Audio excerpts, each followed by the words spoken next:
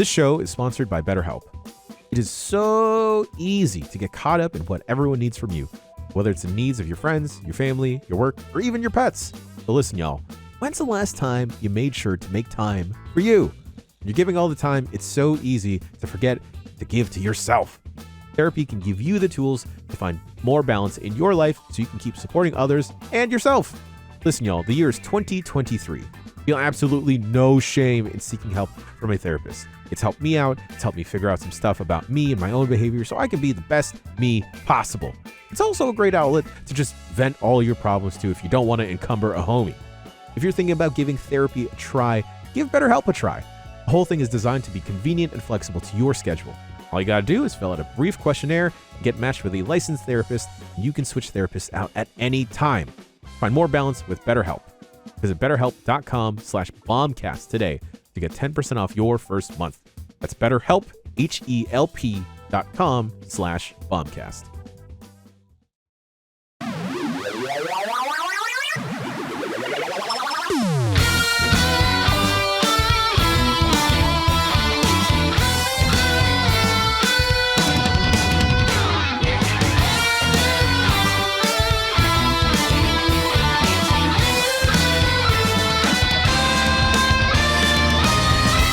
Hey, everybody, and welcome to the Giant Bombcast, episode 791, powered by NZXT.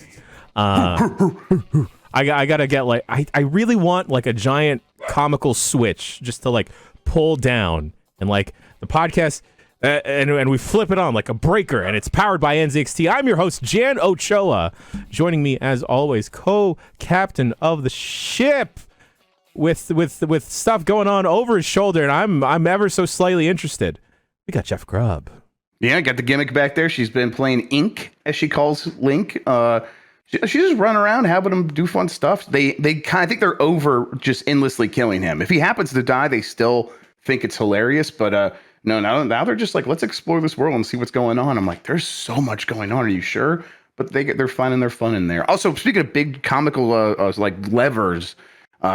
We played that coin game, Jan. It was God damn it! And there's big comical levers in there. And every time I pull one, I'm just like, this one's for Jan. This one's for my homie. Yeah. If and when the time comes, folks, when I depart from this world, don't pour a 40 out. Just pull a fat switch on my behalf. Wherever you heard are. Everybody. Let's kill Jan. Well, maybe not right now. Let me go finish off some stuff. Like, you know, when you have a neighbor that has solar panels and they have a switch right outside their house, just flip that bad boy off. Speak about bad boys, we got the baddest boy in games media.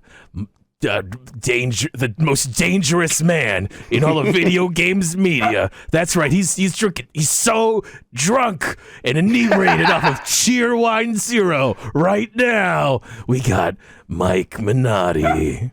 Jan boys. What you gonna do? What you gonna do when I come for you? How's it going? Not in my neighborhood, but a neighborhood I frequent, I saw a tag on a wall that just said, "Come." Like, what? How was it spelled, Jan? How was it spelled? We all know how it's spelled, and with a question mark. Very good. Yeah. And then it made me think of all of you guys. Thank you. I'm worried about the night shows because when I'm hosting, I'm like, how am I going to introduce the show? Like, I know I'm going to want to just say the word "come" a lot, but I don't want to set that tone. So I'm like really trying to have a come to Jesus moment where I'm like, let's don't settle do down. that. Come to Jesus. Come to Jesus. That's blasphemy. You gotta be ready. I think Martin Scorsese is making a Jesus movie, so Jesus is gonna make I was about to say comeback. He's gonna make a return to prominence here. Finally, it's gonna be Jesus' time. Jesus is gonna be on top of people's minds. Okay, all right. I know that they change stuff en masse all the time, right? And I feel like I came to grips with that. I didn't know what was happening, and then they changed all the greetings last time I was in, being the part-time Catholic that I am. Is this the with your spirit thing? Do you not like the "and with your spirit"? I've gotten used to it at this point, but on the banners, I'm used to seeing the championship banners up on the wall. Yeah. yes, celebrating the Catholicism every year. They hung up Jesus's jersey in the back of the church and everything. Number 00. No, as far as I understand, because I'm familiar with a song from Shrek, Hallelujah is spelled with an H. Yeah. I start seeing signs saying Alleluia. Oh, that's wrong. And I'm like, what the heck, guys? You can't just do this. We're just making up words now. If Shrek made it canon, it's canon. You can't go back on that. That's right.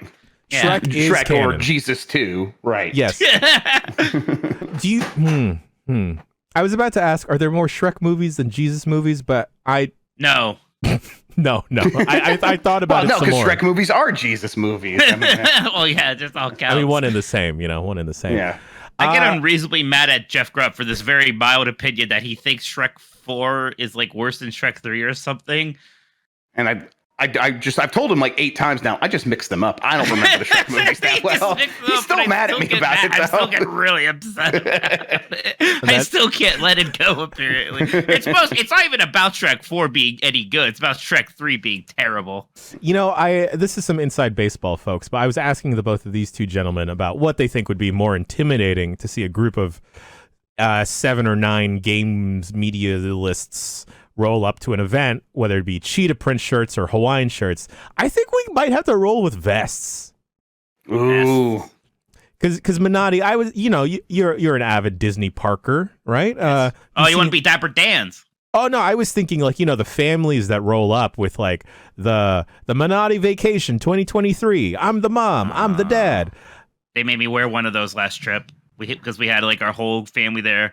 And like we took our mom and my brothers had like their whole family. So like the one day I had to wear a shirt with like a Mickey Mouse ears on it. It said Uncle under it. And I was like, okay, I guess we're doing this. So I got that shirt. So I should just wear that shirt on the stream. We either got to do one of 3 things for Summer Game Fest. We either have to 1, roll up an animal print shirt. I'm really tied to this idea. Sure. Right. 2, make one of those cheesy Disney shirts, but we have to establish who the mom and dad is of the group. 3, a sick vest. I'm torn. As long as what is called monogrammed, when you have like, can I get my JG on the vest? Like over here, everyone has their initials on the left breast, and on the right breast, that's like our official team logo. A vest is an extra layer though, and I already get so hot. Talk about layers. It'll be a sweat wicking vest. It'll be a nerdy sweat boy vest. What?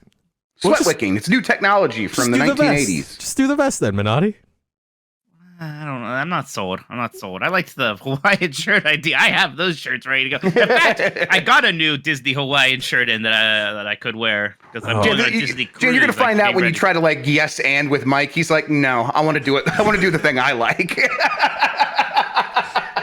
That's why we have to rent out a stage no, somewhere. That's not what I want. I want to do the thing I want to do. Okay, there's a saying in my family when I was growing up, and my friends know too. If Mikey ain't happy, nobody's happy. Well, that's my ultimate goal. It's just to make... Yeah, there's Ash Guy immediately in chat. my new goal in life is just to make sure that Mikey's happy. Yep, that's it. Everybody's happier when I am. Summer Game Fest, we're just going to have like a side set where we just have Mike Minotti sit, and it's just checking in. He'll give a thumbs up, thumbs down, or medium thumbs. Yeah. You don't want to see a thumbs down. You don't want to see that. It'll be like no one's going to have a good time. It'll be like when Batista did the thumbs down, and then Jeff Grubb will get power bombed into the set. Well, I mean, yeah. Triple H did that first because he was on Randy Orton's shoulders. Yeah, that's right. Wrestling happened. He won the title. Wrestling happened over the weekend. A lot of it. We should talk about that. We don't have to talk about that today. Maybe we'll find a proper venue. People love it when we talk about wrestling for extended periods of time. Quick. We'll do quick thoughts. Grubb, did you partake in any of the wrestling? I'm about halfway through Kingdom Come or whatever the hell the WWE one's called, and then Night of Champions, right? Yes, Night of Champions, and then I haven't watched the AEW one, although that's you just want to make everything about Come. Kingdom Come, yes, exactly. Everyone accuses me of this, and it's because it's true. But what I've seen, so you know what I liked? I liked all those boys getting to go to Mecca. The one is Sami Zayn there. That was incredible. Sammy was big over. That was cool. That was the best part, just seeing Sammy being really over. I do believe he can bring peace to the Middle East. I've always said this about Sami Zayn, and I think he could do it. If anyone's gonna do it, I'd put my bet in Sami Zayn. Yeah. It'd be way funnier if Scott Steiner did it, but yeah, Sami Zayn probably more likely to do it. Mike, your thoughts on the weekend of wrestling? Yeah, I watched the AEW pay-per-view, and it was okay. I thought the 4-way with the pillars was really good. I think I liked the main event. I think I might have even liked it a little bit less than most people. There's a lot of fun stuff there. I will say it was a very sports entertainment-y pay-per-view. There was like a lot of run-ins and stuff, and like at certain times I was like, man, I kind of missed that original promise of AEW being the more, quote, sports focused, the more like, taking itself a little bit more seriously, maybe a bit more New Japan style thing. Like it has in a lot of ways really has just turned into a different WWE. And it still does really good stuff. But I think part of the problem with this pay-per-view too is that a lot of the work rate guys were tied up in that Anarchy in the Arena match, right? So like they were all in that match. So like we didn't have like other work rate matches really, but it was still a fun time. Again, the Pillars match was really good. Not their strongest pay-per-view though. No. I didn't catch all of the AEW event just yet, but I did catch that Adam Cole and Chris Jericho match.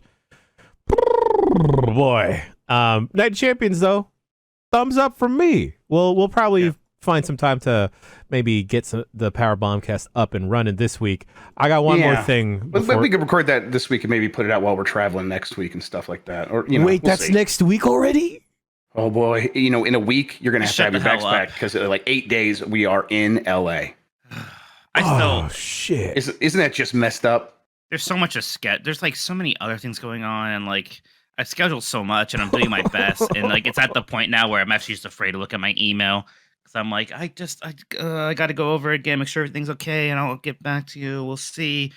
Yep. And what I really want to do is just hang out with you guys. Really, and like, that first night we'll have some fun, and then it's just to work pretty much nonstop.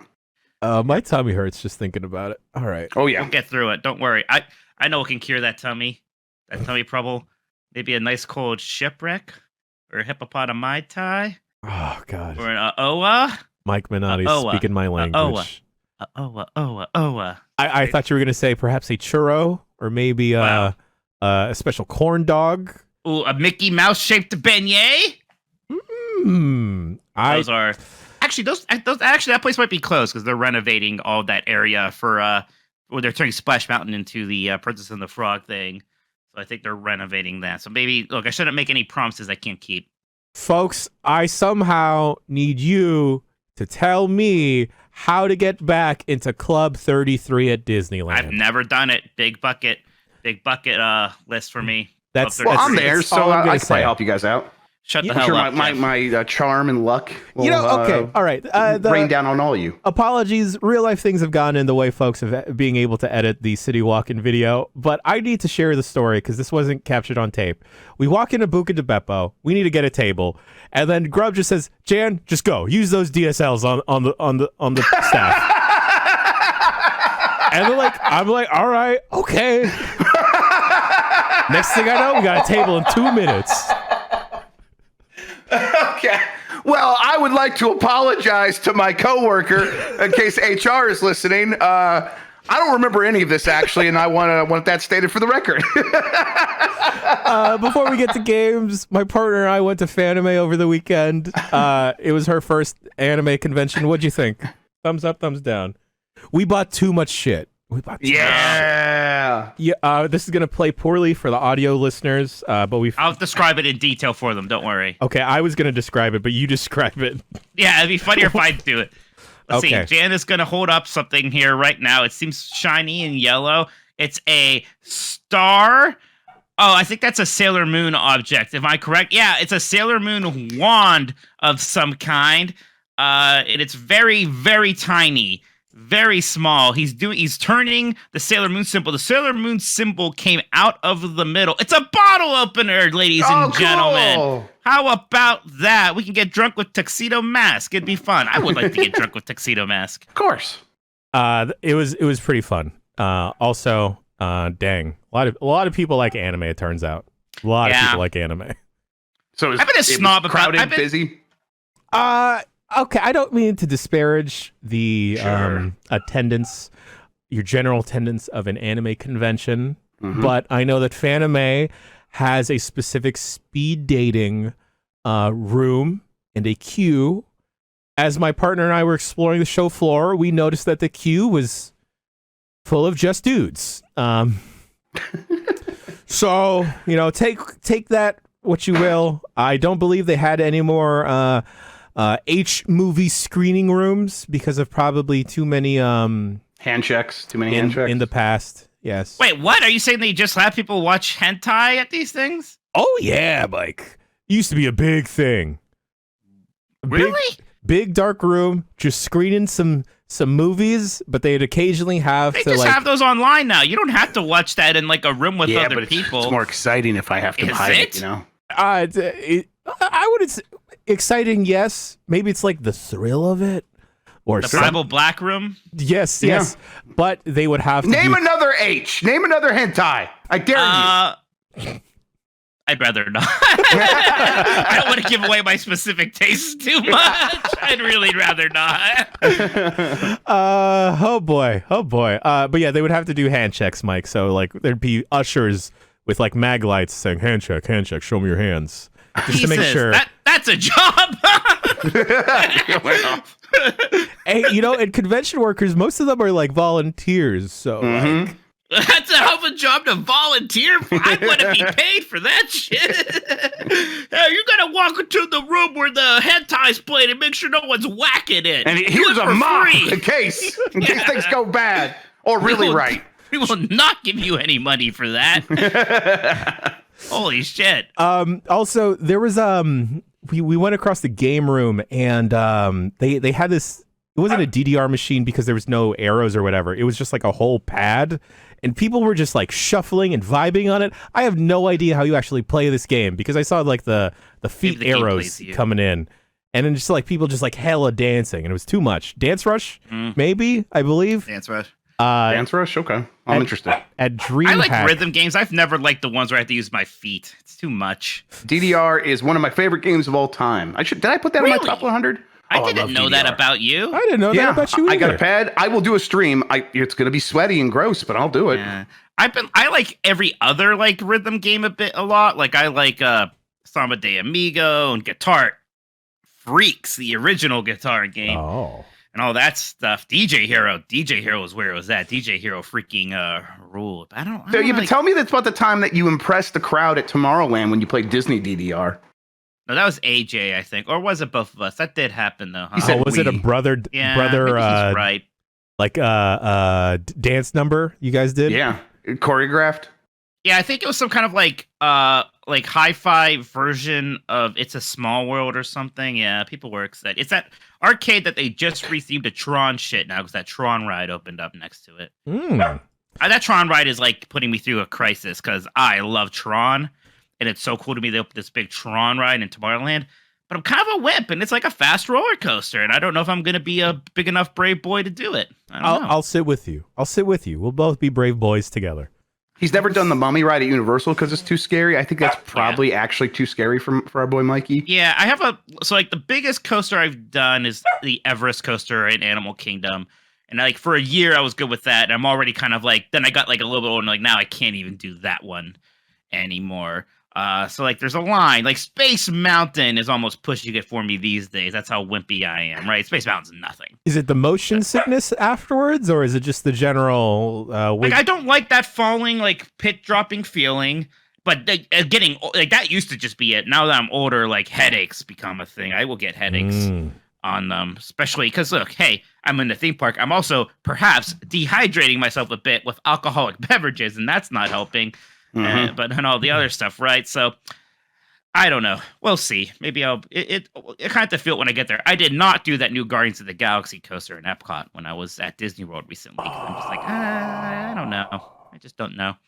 But I got on a point with like the theme parks where I still like the rides a lot, obviously, but so much of it for me is the actual like park aspect of it, like Okay. walking around, sitting down, looking at like the nice themed areas, getting a snacky poo and a drinky poo. That's what makes me happy. Poo poo as well at the park. Poo poo, of course. Yeah. yeah. He's the Pooh Bear, Winnie the Pooh Bear. I need to go. It's been too long. I bet you need to get off the show already. We just started. I mean, to the theme park. It's been a hot minute. But it's also been a hot minute since I've talked about video games with you guys. Yay. Game music Wow. for the show. Done to the emails. Tune today. Games. A lot of games coming out, gentlemen. Too many games, actually. And the first game that I would like to talk to you specifically about, Mike. Specifically you, Mike. And Grub, you did pilot this earlier late last week. Lord of the Rings, Gollum. Yeah.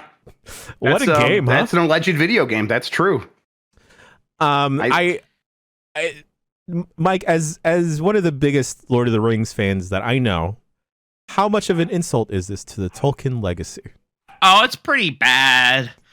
It's pretty rough. I mean, look, whatever. Tolkien's legacy can take it, right? They made bad Lord of the Rings adaptations even while he was still alive, right? Right. Whatever. But it is. It's rough. It's weird. Rough. Not to spoil the goose here, but we have a news story where we'll talk about Gollum a little bit more. But it's weird that a game will launch in this state in 2023. Or maybe it's not weird because so many games do launch like this.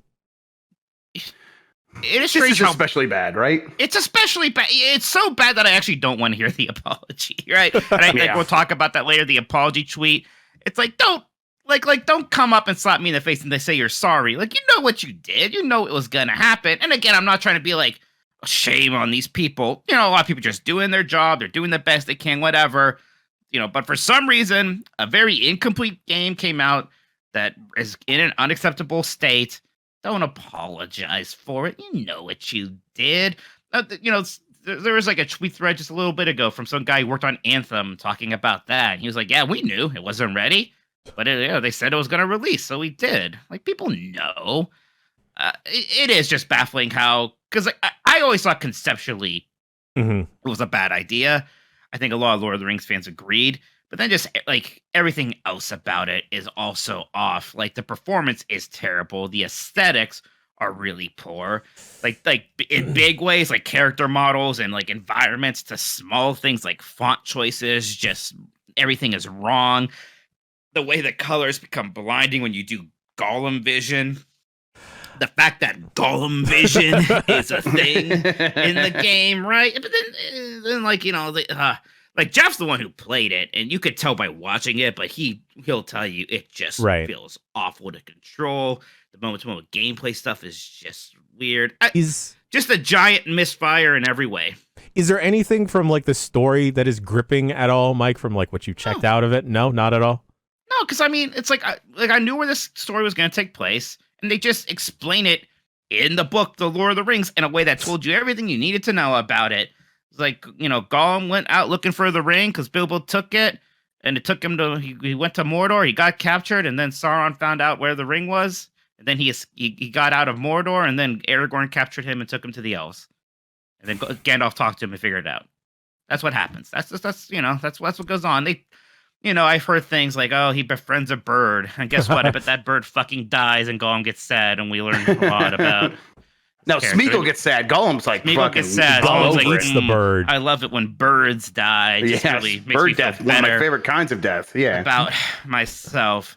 My favorite thing about idea. that game is finding out that Jeff Bakalar has a very, very good Gollum voice.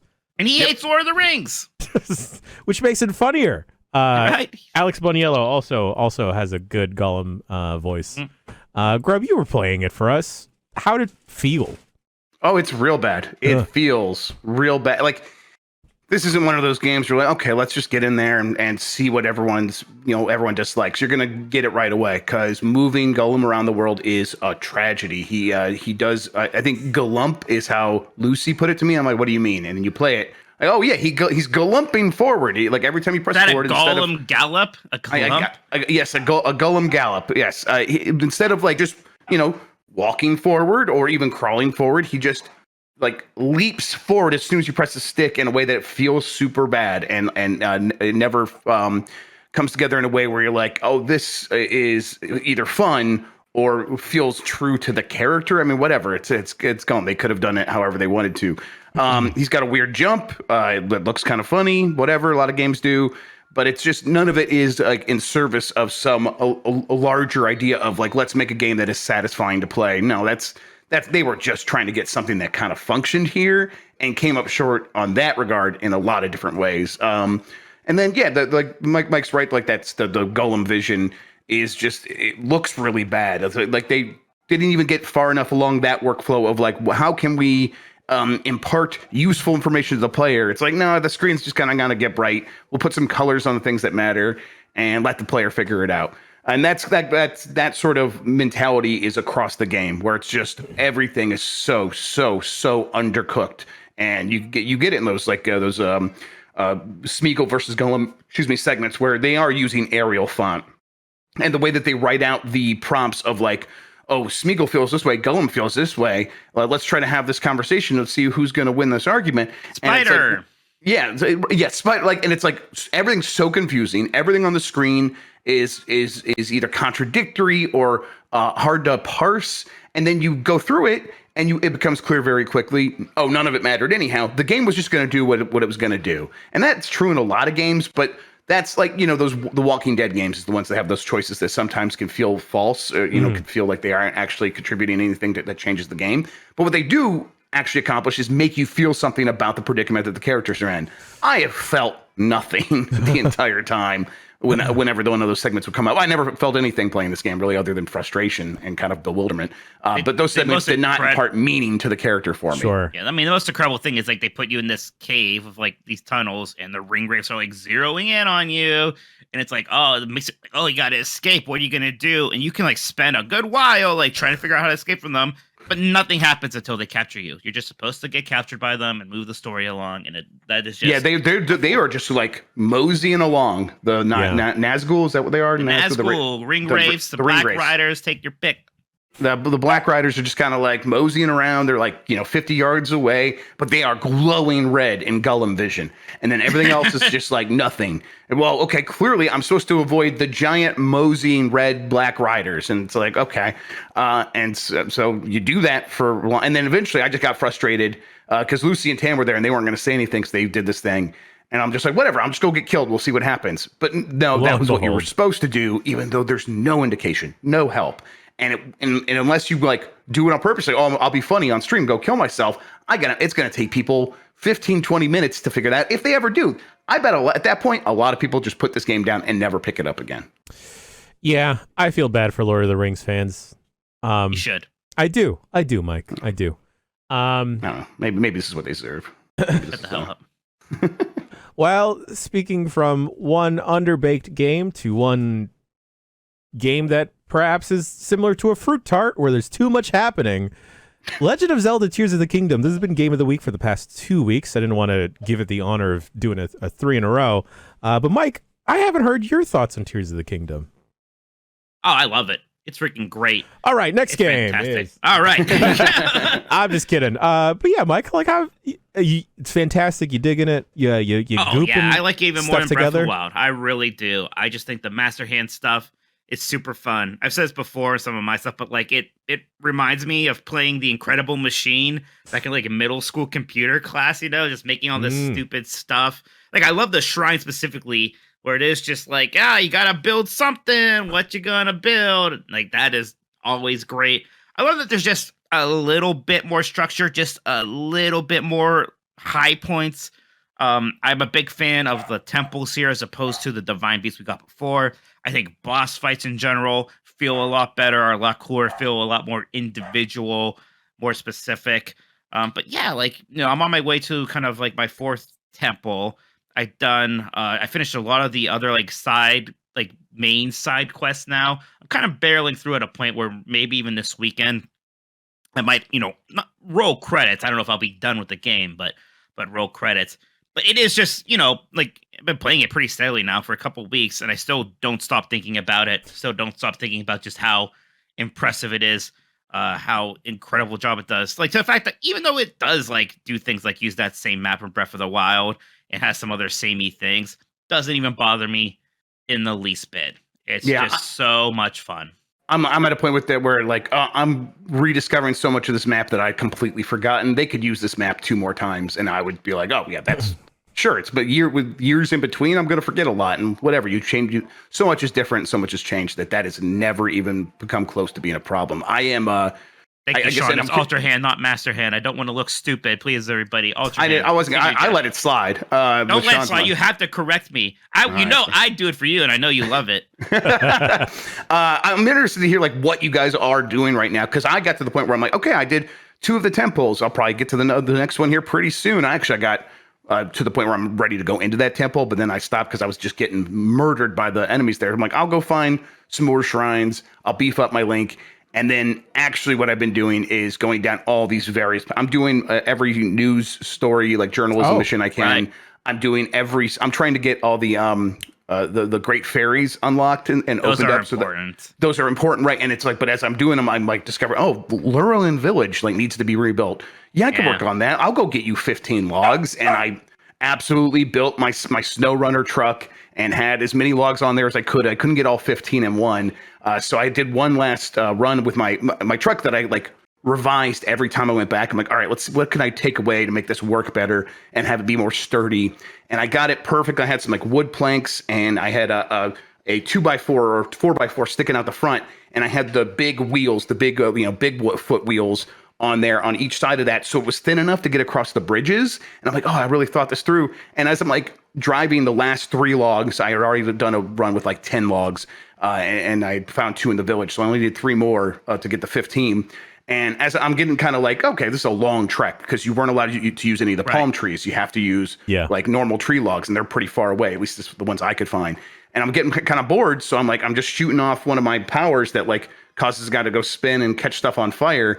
And he does that, and he hits stuff, and he like rolls around, and as I'm like going down like one of the last turns, he hits a turn, curves, comes right back, and catches my entire vehicle on fire, and everything just broke. And I just sat there like, you couldn't help yourself, could you? It's like absolutely the game, just like anything can happen, and so anything will eventually happen. I just felt like I'm like pushing the logs the rest of the way down the hill. I'm like, whatever, I'm not going to build this truck again. I was all out of Zonite and stuff. It's those moments that continue to make this game really special for me. Mm-hmm. And the fact that like, that is my story. No one else is going to really have something exactly like that. But everyone's going to be like, oh yeah, that totally makes me think of this or that. So what have you guys been doing in the game that's been surprising to you or whatever? So I'm almost close to completing Temple 1 for me. I only have 5 hearts. I got 2 stamina circles. Okay, I've heard a lot of people go that way. Few hearts, big stamina. But boy, those enemies get hard quick. They do, and I feel like I'm very underpowered in terms of like actual like equipment and armor, that I just wind up cooking a bunch of food and just pausing and eating all the time, just because I'm like this close from dying. But the thing that I've been doing lately is just mining. And trying to build up your Zonai battery, just because I love making the dumb crap. All right, gents, you get a spiky thing. You attach that to a wheel, attach that to like a stick thing, a log, and then you attach that to a floating one of the hover platforms, right? Yeah. And you get yourself a drill. Did you build a drill? I built a drill. That's incredible. You can mine. Don't use your rock sledgehammers or whatever, your bombs. You can drill using Zonai devices. You got a Bruce Willis Armageddon drill, is what you're saying. Yes, and you're gonna go dig a hole into the asteroid and blow it up. Exactly. All right. It's so great. The other thing I started doing, that's amazing. Because I'm so underpowered, but I just have a bunch of Zonai devices, so it's just like the flame emitters and all that crap. I will just, those enemy strongholds, I will slowly inch over and trap one bokoblin one by one and just burn them to death. It's great. The other thing, folks, you know those platform or like those sky chunks that fall from the sky? Yeah. Use the rewind function on them. Oh yeah, totally. Yeah. Totally. I've been elevating right up to the sky every time, almost. It blew my mind. I was like, what if I use... It's great. I hate this game because of how much I love it. Because I'm not doing anything, or it feels like I'm not doing anything of value, because like any new tool that I get, I just immediately break because I'm using it to do XYZ. I spent so much time in the depths and it's just so dark. I'm just like, I hope I don't step in some bad stuff. I've totally so I got the suit that makes you glow, and that was cool. And that that's down. So here's what you should do. You should go up to the Sky Islands as much as you can and find treasures, because they'll give you maps to the underground, and those underground treasures that are marked on those maps almost certainly have a cool outfit in it, and so that's fun to go down. That gives you a reason to explore the depths. Yeah, I got more than you already have. I got the Wind Waker like chest outfit. Oh, you got I got the hat. Yeah, I got the Wind Waker hat. Yeah.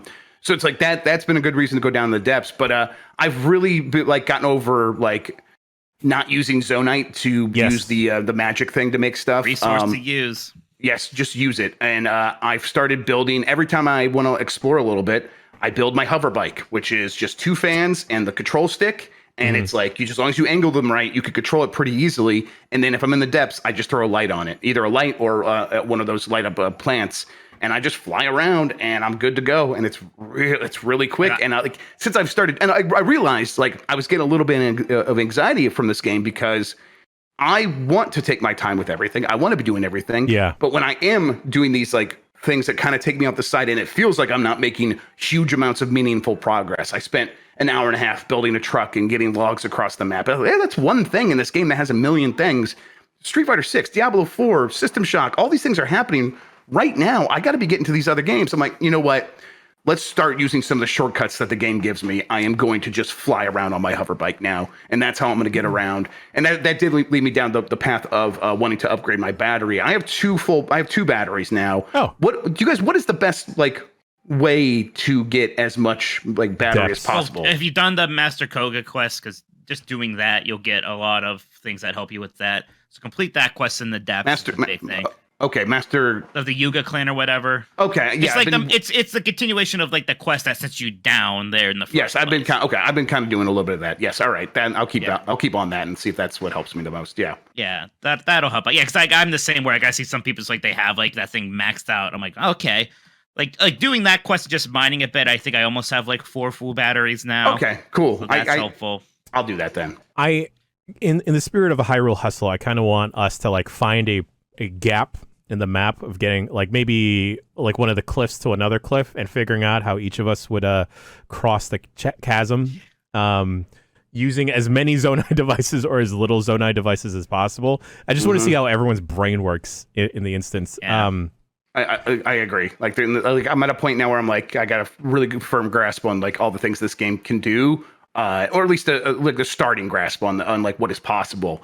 And I would like to be forced into some circumstances where I really have to exercise those creative muscles to see what we can actually pull off. That would be cool. My favorite Zonai device, this may be controversial here, is the spring. I love that stupid spring. You put 3 springs on top of one another, and you could reach anywhere. You could just go to heaven if you want. 3 springs to heaven. That's what they always say. I got very excited when I found a dispenser that does dispense rockets, though. I'm like, okay, now I can just get as many rockets as I want almost. Let's go. That's awesome. I wish the rockets lasted longer, because I love fusing it to a shield and getting that vertical boost, but it never lasts as long as I'd like it to. Yeah, I know what you mean. It's it's good in a tight spot, but beyond that, definitely. You guys use your horse? I never use a horse. I'm why would I use a horse in this game? Sometimes, yeah. Fuck horses. That's what. Yeah, all horses should be slaughtered in Zelda, is what we say. Turned into no more glue. Horses.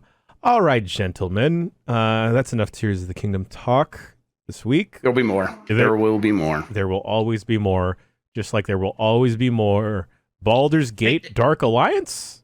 Yeah, but I've been playing that hot top-down action RPG everybody can't stop talking about today. Baldur's Gate Dark Alliance. Let's go. Yeah, look, I'm a weird GameCube guy, and I like just playing some random old games, and this game even got remastered not too long ago. You could just play it on a Switch instead. Yeah, I was going to ask, Mike. Just play it on the GameCube, because why the hell not? I missed this game. There's a bunch of games like this. They have a direct sequel. I think the same studio made EverQuest games that were in the same exact engine and stuff like that. Whoa, did you just get sassed over there, Jeff? Yeah, she's upset about something. What's wrong, kiddo? Sorry, she's mad about Mario. Is she rage quitting Mario? I think she just rage quitted, yeah. Oh, I like that. But yeah, like it basically is Diablo, but like simpler in ways that I kind of like. Like you'll be lucky if you have 2 spells or abilities ever. It takes forever to get a single level up, and like you'll never find gear that's any use. Like people drop stuff and it's shit. You just gotta buy stuff from the one guy. Actually, like every single low-level enemy will actually have decent health, so like you'll have a lot of War of Attritions, and there's not much you can do but just kind of whack at them and hold up your shield and maybe throw out a spell, and yet it all feels really, really good. It just like the production values for the time are actually great. The game, it's fuzzy now, obviously, but still looks really good. It has some really good voice acting. Basically, every notable voice actor from like circa 2003 is in this, like your Jim Cummings, your Jennifer Hales. They're all here. But yeah, it's just like really competent. And again, it's simple in ways that I kind of appreciate now. Like, not that I don't like how complex these games have gotten. I didn't review Diablo 4 because I was reviewing something else, and because Diablo 4 is basically an MMO now. So I was like, I'll just wait till that game's live to really get into that. And I'm going to enjoy that. But it's kind of fun doing this super simple style version of that game instead.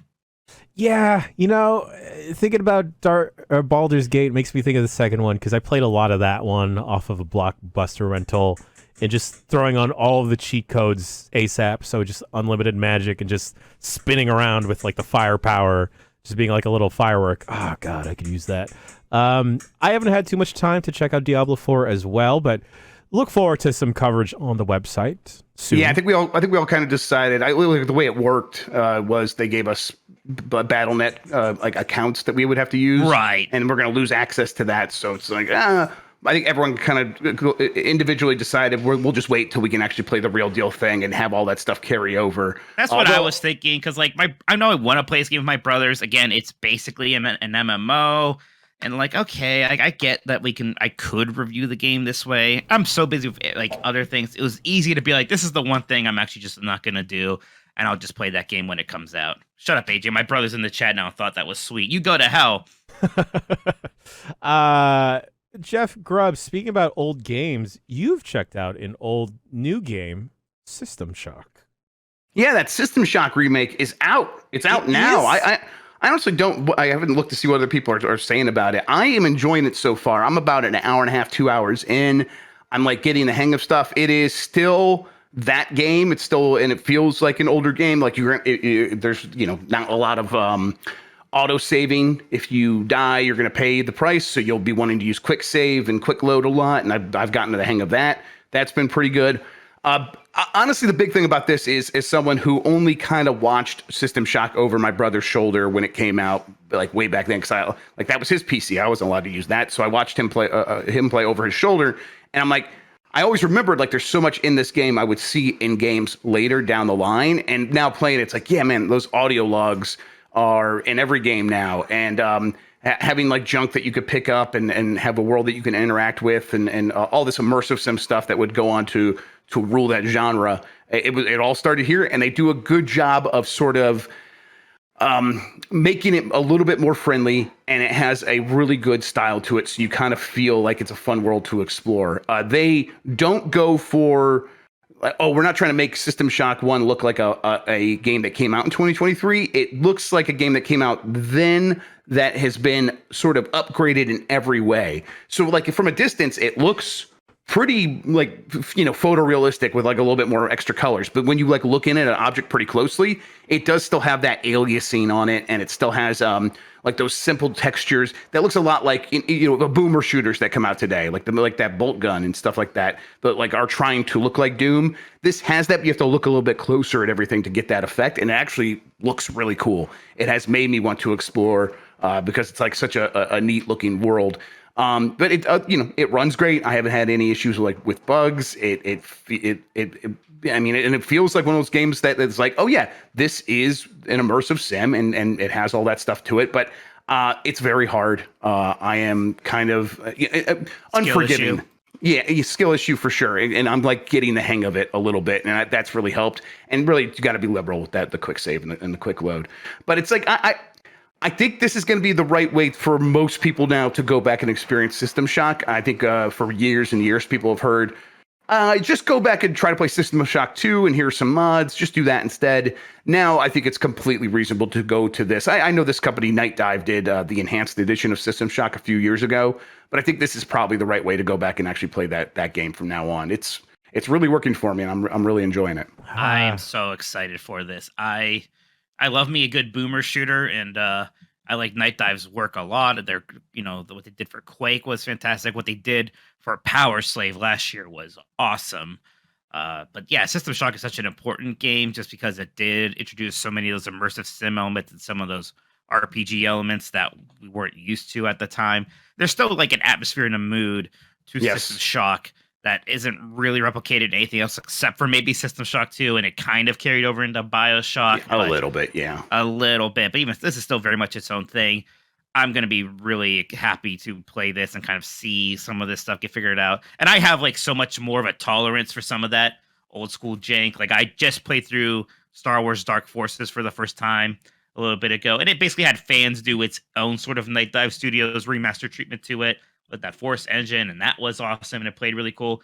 So yeah, I love going back to these old shooters, and they get spiffed up a bit, and suddenly they play really well, but they still have all of that charm and all of the good stuff about those original releases. Yeah, and it's kind of interesting to see how much this game holds up in so many important ways, where it's like, okay, you are going to see 10 different things from this genre that are still used in every game to this day. And then the story is going to be, hey, here is an AI that got too smart and took stuff over. And it's like, that's a pretty familiar sci-fi story. But the way that they present it is actually super cool. And in hearing those audio logs and it's like, oh yeah, this is a story that people could write today about like today's anxieties, and it would still completely work. And yeah, I'm definitely down with what it's given me. I'm glad I'm finally getting a chance to really play this for myself. I've always been System Shock curious, so I'm glad that here's this avenue to pursue it. Folks, we got two more things on the docket here to talk about. Are we ready for the game of the week? Yeah. All right, gentlemen. The game of the week this week. Game of the week. Street Fighter 6. Oh, Mike? I can feel it coming over me. I feel it all around me. I've been waiting for this moment all my life. It's my destiny. All right, let's go. Mike, I haven't put the most amount of time, as much time as I'd like to, because of Tears of the Kingdom and other assorted jazz. Probably put about maybe 3-4 hours into this. This thing does the Street Fighter 6 does the thing that games that I love and won't shut up about do, where I won't stop smiling while I'm playing it. Mm-hmm. It's a lot of fun. So good. It's so freaking good. As like a novice fighting game enjoyer, I wouldn't put myself as a scientist. I am enjoying every single bit of it, even when I'm getting my ass beat by the computer. It's absolutely great. Everything about this fucking game. Yeah, and I won't say I'm like novice. I'm also not really like maybe too much higher above that. I like my fighting games a lot. I've played a good amount of Capcom ones. I liked Street Fighter 3 Third Strike a good deal, Marvel vs. Capcom 2, kind of stuff like that. But man, this just feels so good. And like there's like so much about this that's impressive.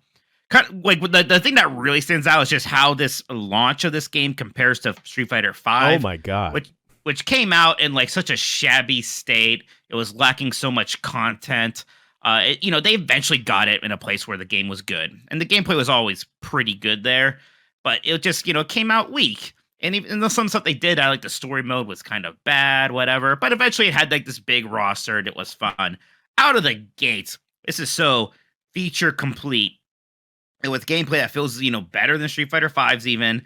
I just love like the new drive gauge mechanic, which is the second bar you have along with your super bar, where you have to make all these decisions about how you're going to use it. Do you want to use it to parry? Are you going to use it to extend combos, to close distance? The drive impact is like this big move. It gives you some super armor, And if you hit an opponent with it, it'll stun them. It kind of just opens them up to a combo, and it's really powerful. And it might be something like of a quote unquote noob killer, but just a little bit of like practice and training. You can kind of predict when those are going to come out and counter with your own drive impact. And then they're the vulnerable one, and you can really mess them up with that. Just so many like moment-to-moment decisions that you are making. The roster is fantastic. The returning characters are all great, but a lot of the new ones, super fun. A lot of people that I was playing online against were playing Manon, who's the kind of French supermodel ballet dancer. It's like Zangief gameplay because it's a grappler, but like when she grabs you, you're doing ballet moves, and it's so goofy but fun. It's just awesome.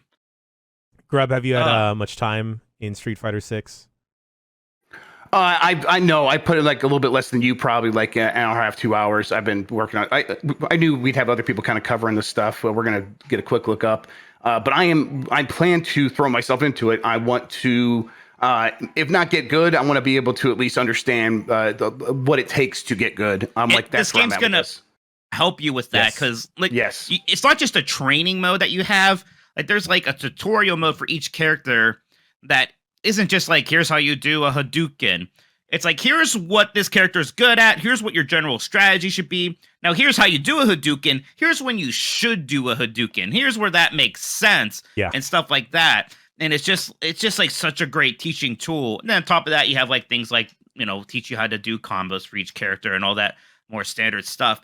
But like, just without having to go online to look for guys that don't exist, I was able to like pick up a character that hasn't been playable in the betas or anything, like a Lily, who does like take a lot of inspiration from T-Hawk, but is her own thing. And just through the game, like learn what I need to learn to go online and be pretty good with her. And it felt awesome.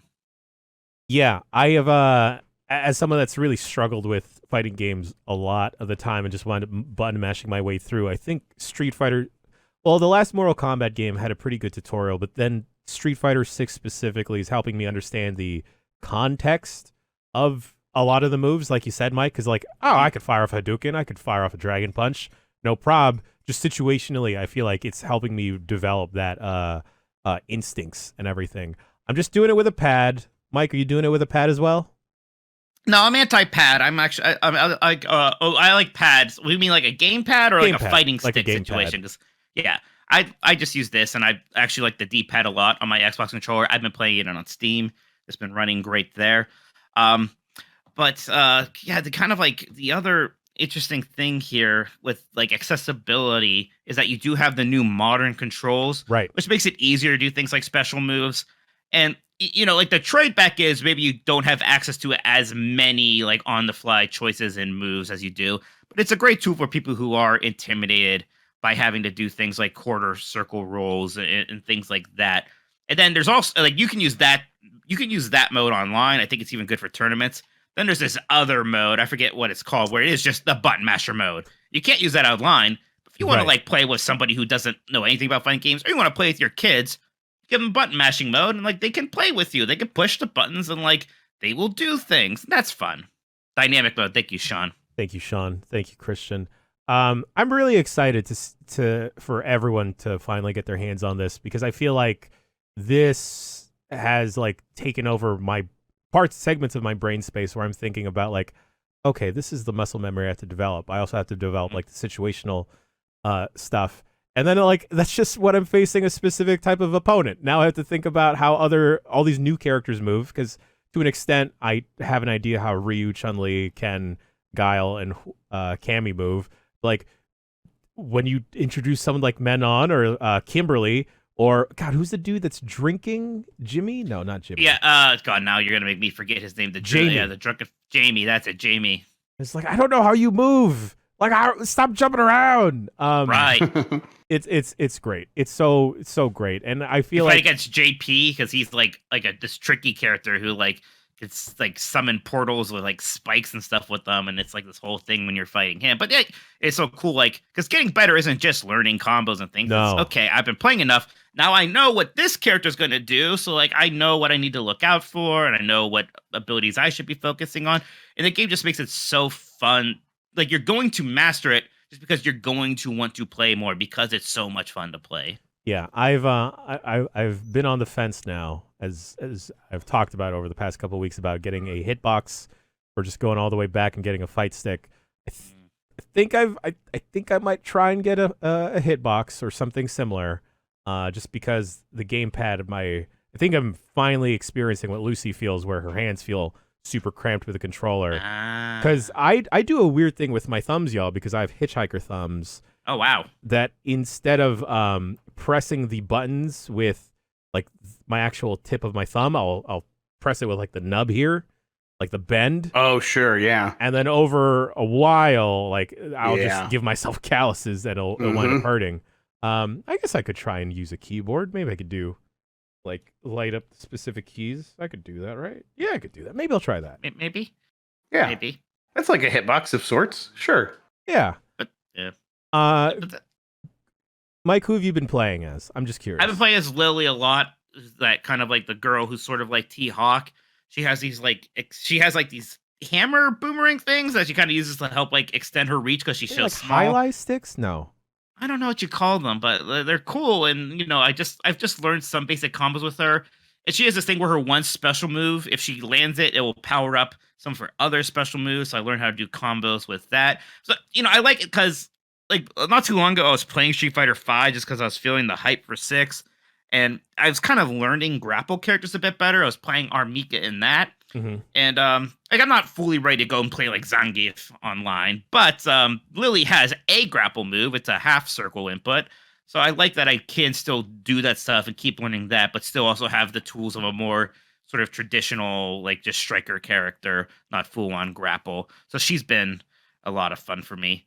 And, you know, we haven't even talked about the World Tour mode, which is this game's giant single player offering. And it's so weird. It's like a mini Yakuza is what it is. And of course, it's not as big or robust as a Yakuza. But the fact that you have this, like, I'm so glad they did this instead of trying to do their own Mortal Kombat style story mode again. Yeah, that was never going to work for them. Yep. No. And this is like a lot of fun. It's very goofy. It might be even too goofy for some people, but it's a lot of fun. And the customization stuff is really cool. And it's also like, again, a pretty good learning tool for new players because it does like teach you certain mechanics and how to attack different enemies. But you know, it might be like the most divisive element. I think newer players are less like the more casual players probably like it more than some of the really hardcore guys because it can't be if you like know what you're doing in a fighting game. It's pretty easy. It's mostly just like you're going along for the fun. But it is really cool because when you customize your character, it's not just you know making them in the creator and getting your clothes. You come across the Street Fighters, and they can become your mentor. You can sort of use like their moveset to make your moveset. So you can like have a special move from Chun-Li and a special move from Luke, or you know, use somebody else's special and pick a different character as sort of your base moves. So you have like your wacky giant big strong guy doing like the the Chun-Li kung fu, and it looks silly and I love it.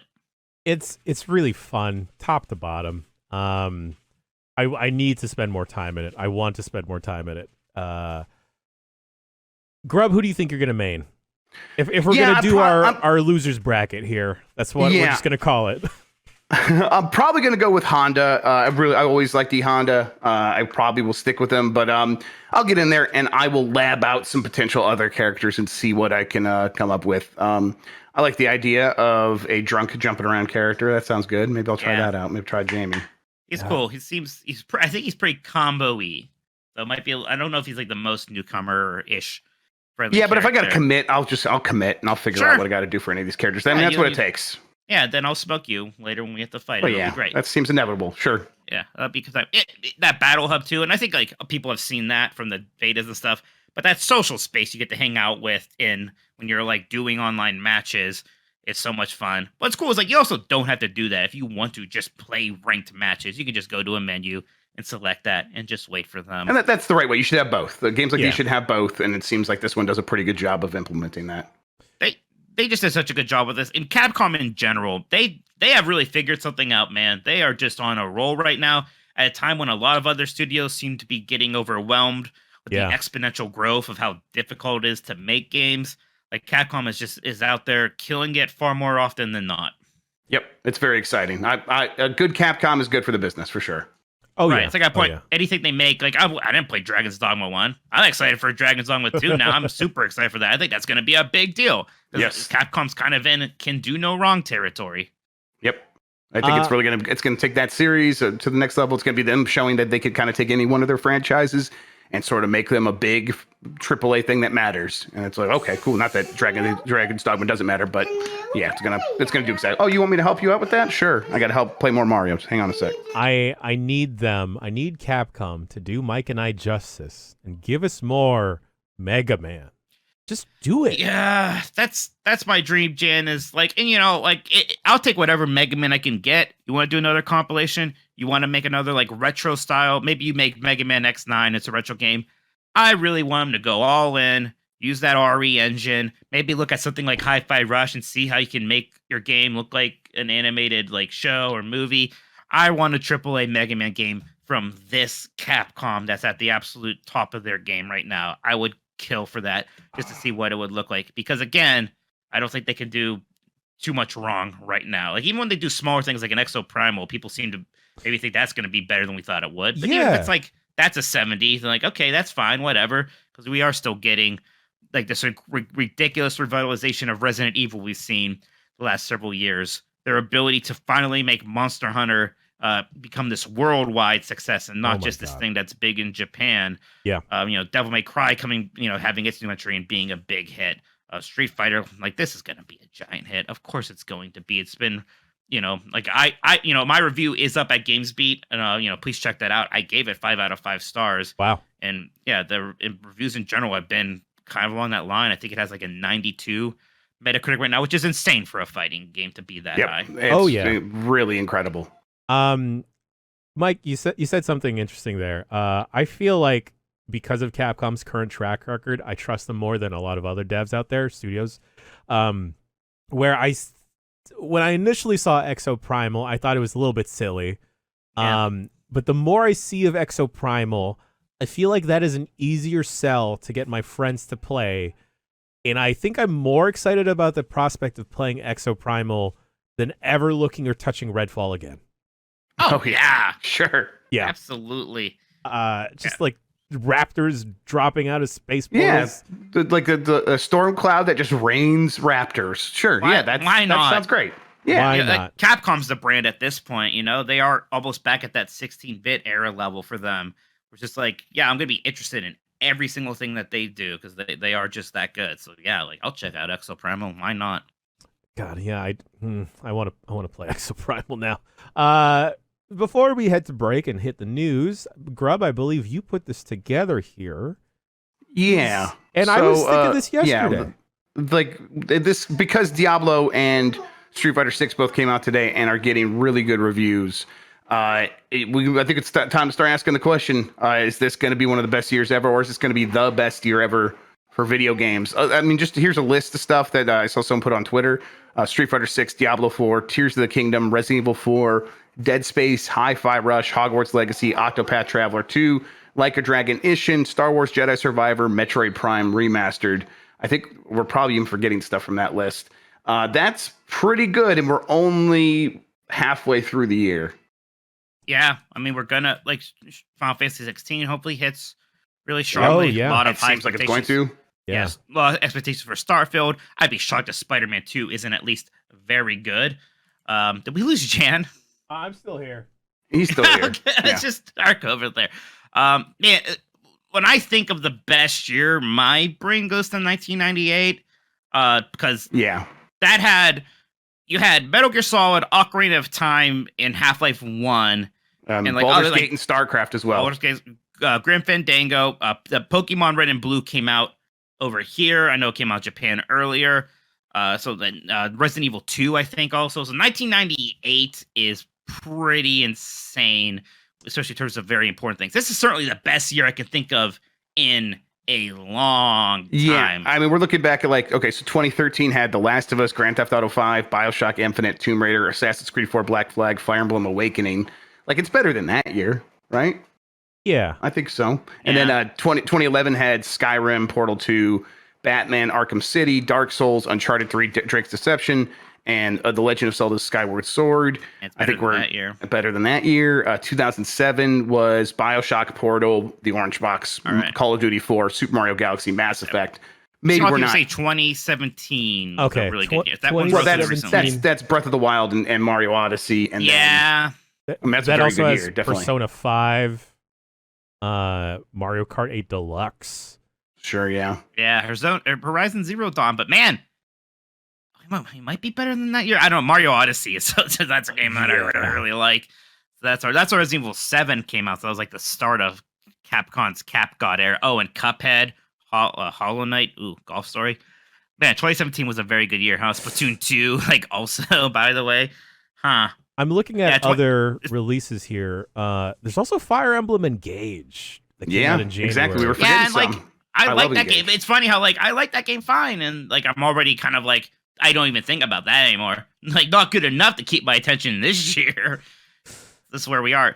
It is interesting though, because we also do like this golf is bigger than ever because the misses seem to be really missing, right? Yeah, sure. It's not just like it's not a Days Gone miss, it's a Redfall miss or a Gollum miss, right?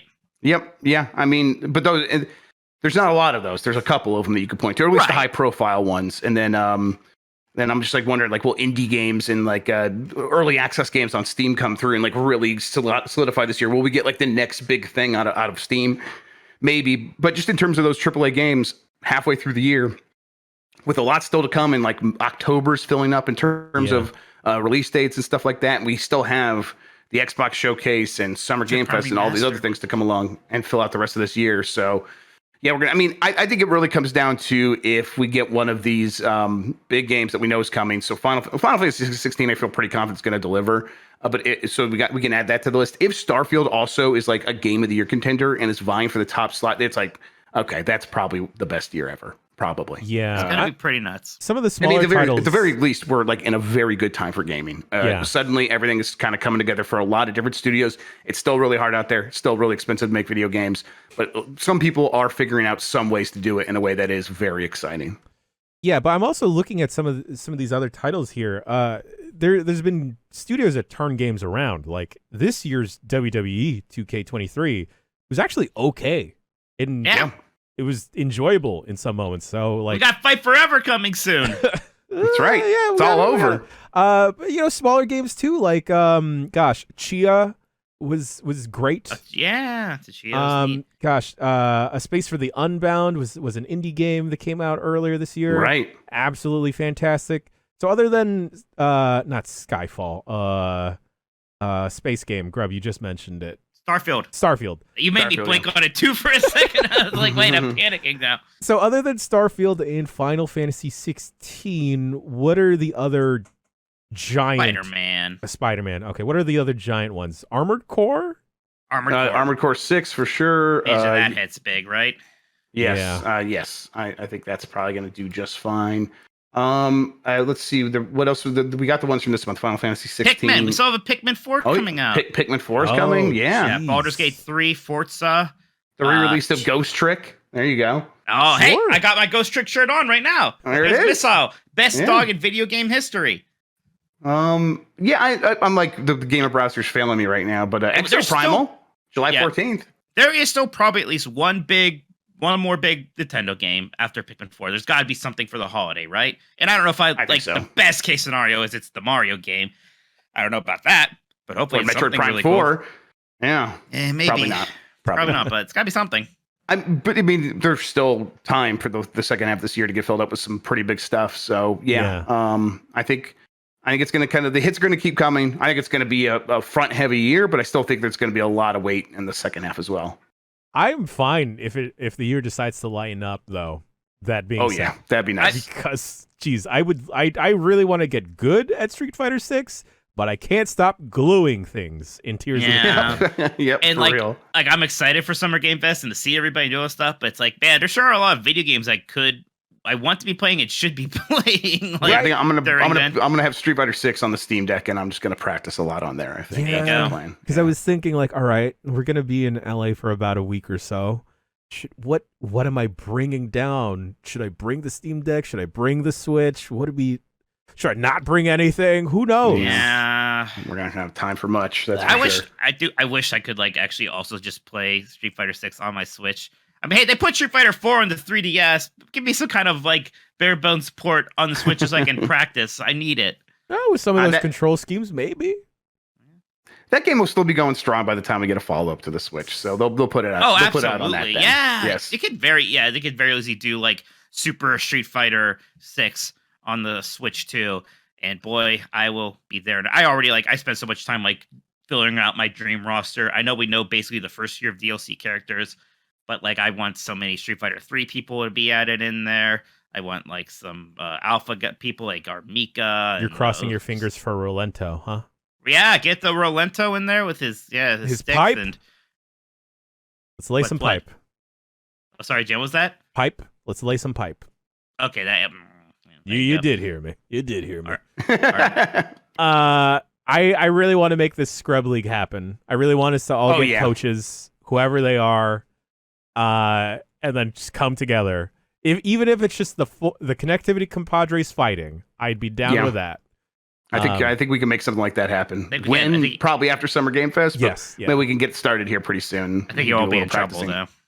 Sure. I'm scared of Mike. I'm feeling pretty good. I've been feeling pretty good lately. I don't know. I'm just gonna mute him because his confidence is just too much. I can't handle it.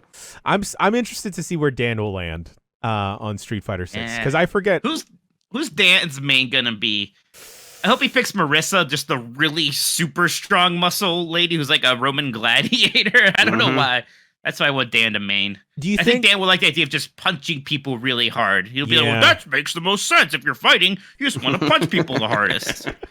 That sounds pretty reasonable, Mike. You're trying to make him sound unreasonable, but punching people pretty hard is probably pretty effective in a fight. No, I want to be the little girl with the sticks. Oh, okay, sure. That's important too. Just do devil sticks at people, yeah. Devil sticks. Bucket sand. God, yeah, I gotta link up with my coach. I gotta see what he suggests for me. I also gotta tell him that he's my coach as well. Sean's my coach. He's in chat. He's ready. He doesn't even need to do my much. coach. He's in chat too. Sean could just like go get a beer and sit back and watch me destroy and dunk on these giant bomb noobs. My coach is an emote in the giant bomb chat. Guess amongst yourselves who it would be. Nick Cage. Surprise!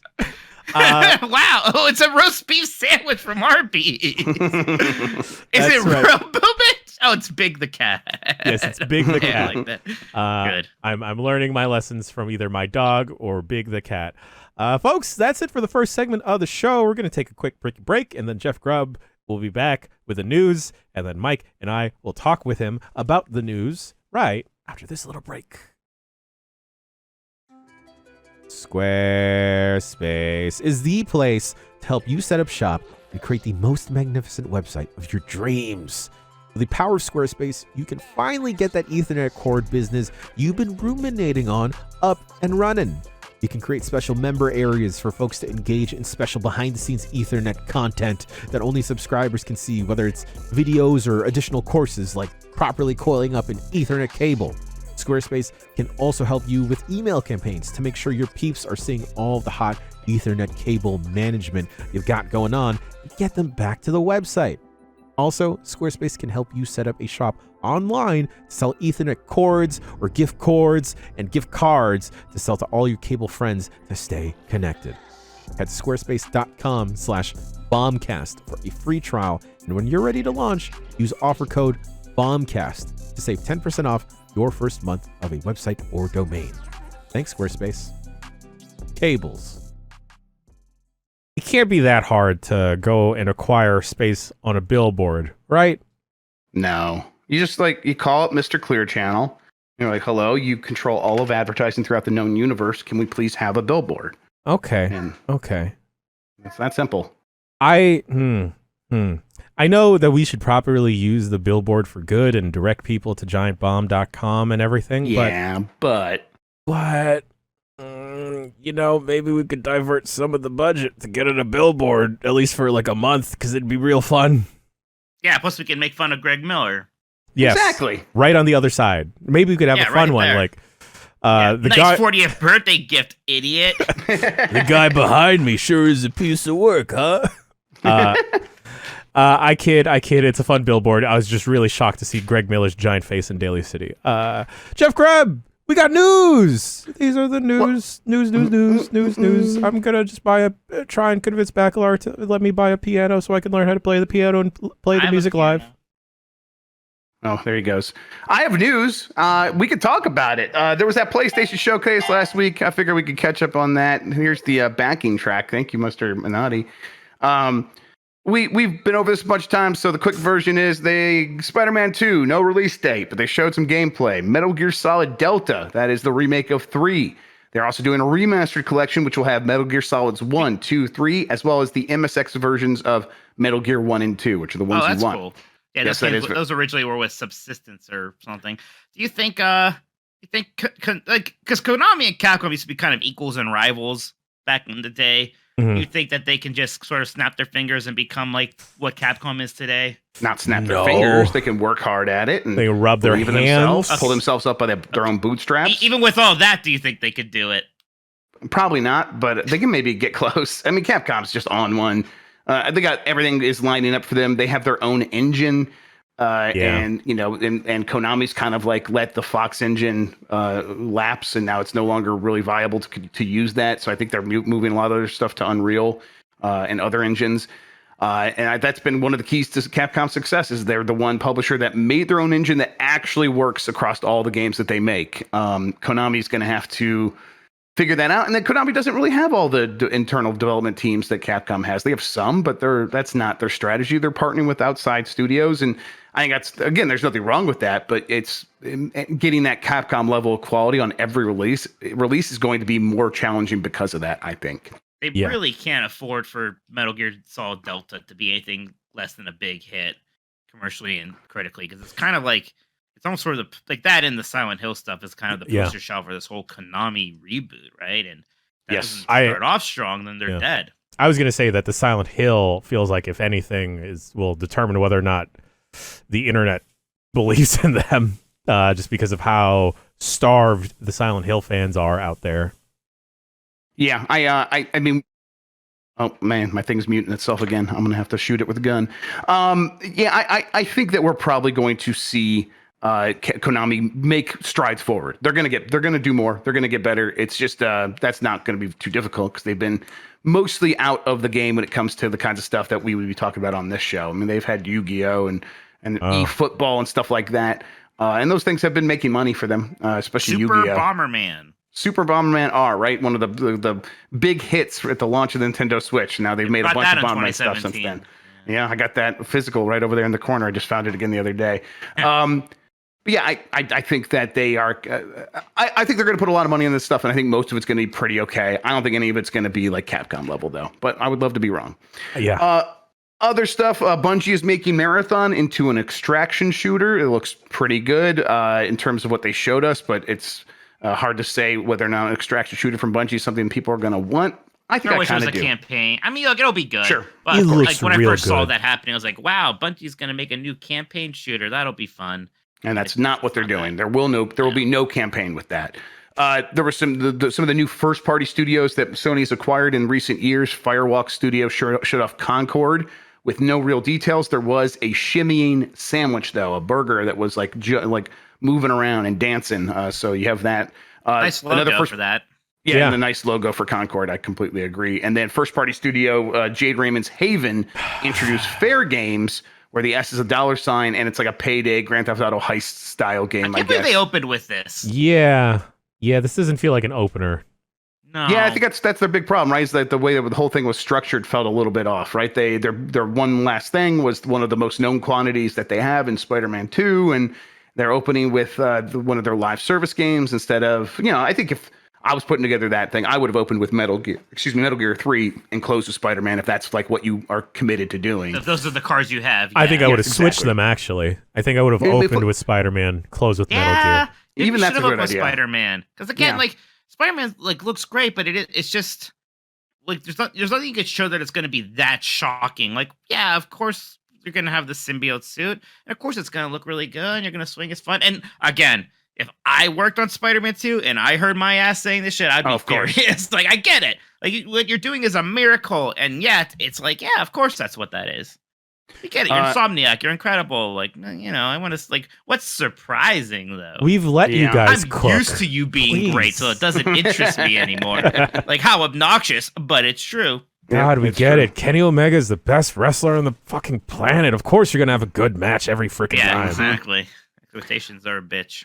Helldivers 2 was also announced as another first-party thing. I am energized by the internet's love of Helldivers. Oh, yes. Wow. I've never played Helldivers, and I'm like, maybe I should do something about that. I think it's on PC. Maybe we could just do a Helldiver stream and play the top-down version before the second one comes out. They are bringing the camera down in close to the action because it's a Sony game. So, of course, they are. It's getting behind the back there. And it looks bigger and more expensive than the first game in just about every way. And that's cool. People have really been looking forward to Helldivers 2. And now it's like, it looks like it's going to live up to those expectations. Then Square Enix had its take on Splatoon, Foam Stars, although, of course, we don't really know how much it's going to play like Splatoon. It just looks like Splatoon because people are spraying foam everywhere. Whatever. I'm down. They confirmed this game won't have NFTs, I believe, somewhere. Oh, cool. Yeah, so Thanks, Square. I can't really believe that much in NFTs then. All that talk about NFTs. If you actually believe in NFTs, you would put NFTs in this game. Yep. I don't think they actually believe in it, though. I think there's I don't think they know what NFTs are. Yeah, that's true, too. They have like 5 different NFT initiatives, and all of them are like weird and don't talk to one another. Maybe they thought NFTs stood for New Foam Tech, and that's why they have Foam Stars. Foam Stars. I'll try that. Although it was another kind of slightly weird one for the showcase. And then there was a lot of multi-platform games that were announced. We already talked about Marathon. That's from Bungie, a Sony company, but that's going everywhere. Metal Gear Solid Delta going everywhere. Then there's Alan Wake 2, which is coming out in October. Assassin's Creed Mirage, I think that's also October. Cat Quest, Pirates of the Caribbean, Dragon's Dogma 2, Ghost Runner 2, Immortals of Avium. Never Ever, and Tear Down the Plucky Squire and the Talos Principle 2. It was a decent showcase that I think was really hurt by its expectations of being the first showcase in 2 years for PlayStation. Yeah, it's just go ahead. It was a C when I think a lot of us were hoping for it, kind of expecting an A is the problem. It definitely. We just haven't heard from them in a while. There are so many studios that we haven't heard from in a while, so we thought, well, we're not going to hear from everybody. Maybe we're not going to hear from, Blue Point and Team Asobi and Naughty Dog and Sucker Punch and, go on. But we're going to hear from like a couple of them, right? We didn't really hear from any of these people. No, I thought also for it being a Sony showcase, I think I would have enjoyed, I don't know, one chat with a dev, some quick interview other than showing Jim Ryan's face for I'll a while. disagree with you there. I don't like that stuff. During the Spider-Man thing, they didn't need to stop the gameplay, but I think it would have been nice if they would have had a developer saying, "And here's what's new." Sure. Actually tell us what's new while you're doing the new thing, so it really stands out. Because otherwise, it's like, oh yeah, that's of course, Venom suit, sure, yeah, of course. And we saw it, and oh yeah, there's some stuff that looks like prototype. We can piece it out ourselves a little bit. I think it still would have helped if a developer was there talking over it and kind of doing a presentation. Winship made me almost mess my pants by saying, let Insomniac make a Fantastic Four game. I'm here to admit to the folks at home that I am just as weird about Fantastic Four, just as weird about FF4 as I am about every other weird thing I'm super weird about. Hell yeah. All right.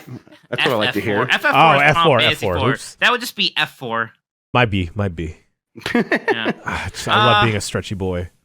I mean, look, it almost does feel like, and Jeff, you did kind of a video on your YouTube channel just talking about the state of Sony right now and how hard it is to make these sequels, because it does feel like you can only get away with kind of repeating the same idea a couple times now instead of just doing it in perpetuity. What's that? Perpetuity.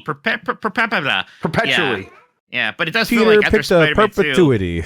and they already have Wolverine coming, sure, but if you wanted to do another like open world city flying around everywhere kind of game, maybe it is maybe we'll fly around as the Human Torch this time or something. Yeah, I mean, the Spider-Man is going to have the extra boroughs. They started about here's Queens, and it's oh yeah, that's new. I didn't think about that, but it's that of course that's new, and I think that's cool to a certain extent. Register with me. I think the problem is they still have to kind of make it overall feel like Manhattan did, because you have to be able to swing, even though it's not necessarily something that's going to happen or wouldn't be super realistic. They'll have all of the landmarks and stuff for those things that people are going to recognize. Well, that's why they probably have things like the wingsuit, where there's a way to travel without having to have high buildings, right? Yep. Now I'm like speaking it out. I'm like, okay, now I understand why these decisions are being made. Maybe Jed's right. Maybe having a developer talk about some of this stuff, if not like straight up like a boring interview segment, but maybe like back in the day where we had a guy pretending to play the game and talking about what he's doing a little bit. Yeah. Overall, though, I mean, I think this was definitely Sony putting a foot forward very strongly for their live service stuff. It's their new initiative. I think that it didn't really fit super well with their traditional showcase structure of like, let's put an E3 together and try to get people excited about these things. And this was like the realization I had. One of these games might be for you, but there's no way that all of these live service games are for you. No. So sitting down and watching an entire showcase is going to be challenging to like feel like that was worth your time, because in a world where it's like it is all those single player games, you can see yourself playing all of them, and that's easy to get excited about. Here, where it's like maybe I see myself playing one of these, maybe that's much tougher to present in one of these showcases. So there are now rumors that I've not been able to corroborate or heard that there is another PlayStation showcase coming this year. Some people say it's happening in September. That's not out of the realm of possibility, because they do have so much stuff from other studios that would be cool to show off. I just don't get why you wouldn't put some of that into this show. Why not just have one really good showcase instead of like one kind of like meh one and then maybe another one that will be good? Actually, I don't know. That's weird. Yeah, especially because like they still have the second half of this year. Is there anything else maybe nothing else is coming out other than Spider-Man? So wild. Yeah. Grub, you mentioned them firmly planting their flag in live service games. I think it's also very telling how little of a presence PSVR 2 had at the showcase. I keep forgetting it was even there. Right, yeah, exactly. 4 to 5 games. I think 5 because the Resident Evil 4 VR mode, and then there was like 4 games after that, I think. That's that's a handful. I don't know God, can I remember any of them? Arizona Sunshine 2 is the one I remember. They were all first-person shooter things. It's like the only thing we do with VR anymore. It's like the kind of VR game I almost like the least, because I always really get sick in those. Even Half-Life Alyx, which is amazing. Like I don't think back super fondly on it, just because I kept getting sick, because I just don't feel super comfortable in VR, especially in those kind of games. And it's like Synapse was another one that I thought looked good, but apparently that's been shown off before. I didn't remember it, so it's like not even everything was new. Some it's just kind of like here's an update on some other. So I don't know. I just don't feel like they're investing in PSVR 2 in any real way. I mean, maybe it's just a niche showing for a niche platform, and like they get it. Yeah. It's fine. It's gonna they know they don't maybe have to go off for it. The VR freaks will show up, I guess. I guess it's commentary on the general state of VR, right? Like that all these games that are coming to the console VR headset, they're all just shooters. Like, what about some type of social hub on PS5? Right? Yeah, I just don't know if Sony's going to be the company that's going to invest in that. I don't know. Some kind of metaphysical universe. Maybe like a dwelling, perhaps. Like a PlayStation dwelling, like a shelter, maybe. Oh, there you go. Sure. PlayStation Shelter coming to you now. I like the sound of that. That's good. PS5S. They also had some hardware. Do you want to get some PlayStation earbuds? They got you. They're going to sell you those. Tell me about the other thing, Grub. Tell me about the dumbest looking thing in the world, because I want it.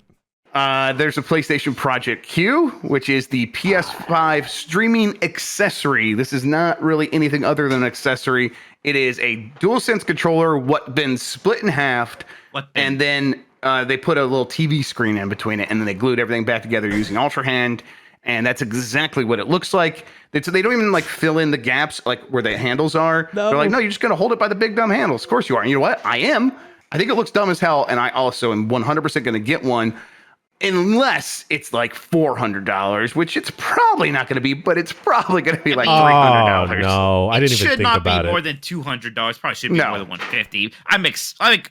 But we're hoping for $200. Basically, yes, I'll take it. I will feel like I'm getting away with something with Sony if it's $200. Absolutely. Yeah. So maybe they do that, but this thing it fits in the way I play games. But boy, it still sounds kind of rough because we expect a pretty high price because especially after PlayStation VR 2. But then also But also, it's the battery life on this thing is reportedly going to be about 3 hours, which is very weird. Now, that's fine for a mobile platform that is running and rendering the games locally on its own hardware behind the screen. That is normal since the DS era and the PSP era. That's how long those things have lasted.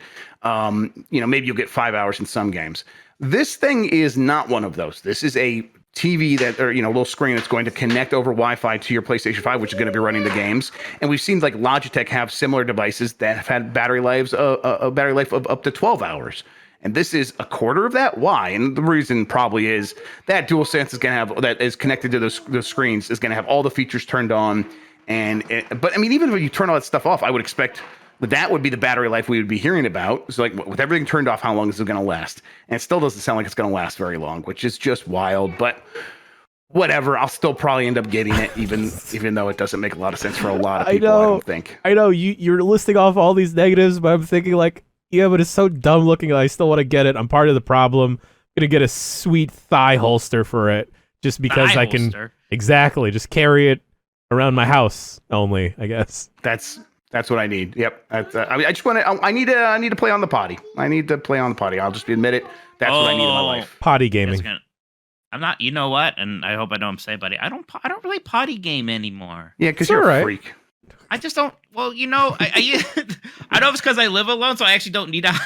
I'm not saying anyone hides in the bathroom from their family. Oh no, it's 100% what I'm doing. Yeah, so I don't need to do that. So I actually just go in there and like do my business, then get out and continue living my life again now these days. Brag about it, Mike. Yeah, well, it's great. Right, yeah. Especially, and then the bidet that shaved off like 5 to 10 minutes of the whole bathroom experience. Also, so I'm just not in there long enough to start up a game and like play shit anymore. Well, other than play with shit for the Slamma-Jamma. Well, Poop City Slamma-Jamma. I told that guy about that and how it popped off, and he responded, "From downtown, the deep brown." All right. All right. Moving on here. There's a wild rumor that claims that Sony is going to make Days Gone 2, actually, and is also going to buy CD Projekt Red. You didn't see this one over the weekend? I saw the thing about CD Projekt Red and just kind of dismissed it. Which is the correct thing to do. Okay, I was worried you were bringing it here. I was like, wait, is there credence to this? No. In fact, it was basically laughed away by both entities. But the rumor kind of picked up a lot of. I was like, titties? Does Treatbird have titties? Entities, and also titties. Yes, titties. Yes. Wait, did I miss something about Gollum? What? And also Gollum. Yes. The Bend and CDPR basically both squashed it in an earnings call following the publication of the company's Q1 2023 earnings. CD Projekt president and CEO Adam Kaczynski claimed that the rumors were untrue. After an attendee asked if there was any truth to the reports, he said nothing has changed on our end. You say entity again? Yeah, entity. There you go. I'm sorry. Look, I'm sorry. Stop right now and tell me how funny you think entity is. Then I'll let you continue this story. Listen, I think it's hilarious. I think it's also awesome how many times you want me to hear me specifically say it. Am I saying it weird, or is it I don't just think you're saying it weird. No, it's not. He's not saying it word. That's just the word sounds like. Well, that's the word. Like titty caca. Is that what you want to hear? Is that what the show is now? No, I want to hear it.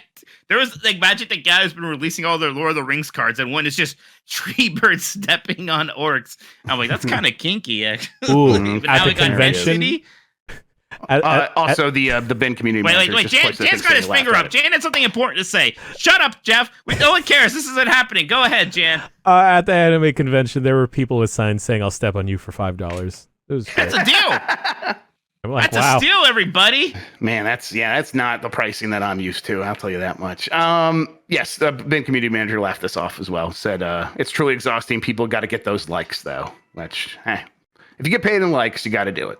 What about Days Gone 2? Like what? That's not happening. That's what I did. Ben community manager laughed it off, and I guess I wasn't paying attention to what you were saying. You might have still been thinking about entities. We know where Mike's brain is at. Yep. Right in between them. Motorboat. Right in between those mahogany memories. That doesn't really go off the tongue. No, that's where you want it. What other tree-themed boob jokes? Give me those dendrophiliac boob jokes. There you go. Absolutely, I love that. Nintendo says emulators stifle emulation, and of course we all know that's Nintendo's job. So Nintendo is mad. Dolphin got scratched off of Steam as a result of a DMCA claim from Nintendo. Valve apparently went to Nintendo and was like, hey, yo, is this cool? Are you okay with this? And Nintendo's like, wait, what? What's happening? No, we're definitely not cool with that. To be clear, absolutely not. Absolutely not. Please get that off of there now. Here's a DMCA claim. Nintendo provided a comment to Kotaku explaining it, saying, Nintendo is committed to protecting the hard work and creativity of video game engineers and developers. This emulator illegally circumvents Nintendo's production measures and runs illegal copies of games. Using illegal emulators or illegal copies of games harms development and ultimately stifles innovation. Nintendo respects the intellectual property rights of other companies and in turn expects others to do the same. Okay, so here's the kind of where it's concerning maybe for people who enjoy emulators. Nintendo throwing around the term illegal emulators is kind of scary because emulators, the understanding mostly is they are legal. Yeah. Unless they're not. And when they're not is when they use any sort of copyrighted material in the code that makes them work, which apparently is exactly what is up with Dolphin in terms of its Wii emulation. It uses the, let's see, what is it called? The Wii common key. It actually includes this, and this is copyrighted, and it's an illegal number, I guess, as it's called. Don't tell me that you think Nintendo might actually go after Dolphin proper. Well, I think they're trying to make it feel like they might, which is to make things. Listen, I think this is we're at the high tide of the lawyers and Nintendo feeling like they got to be doing something about emulation. It's been marked again as a big problem for them. Do something about Switch emulation, whatever. But like, come on. I think they are trying to do a broad broken windows policy. They're like looking at what Rudy Giuliani did. They're like, that's a good idea. Anywhere where no one's ever said that about anything Rudy Giuliani's done. Except for maybe Nintendo's Seinfeld lawyers. episode.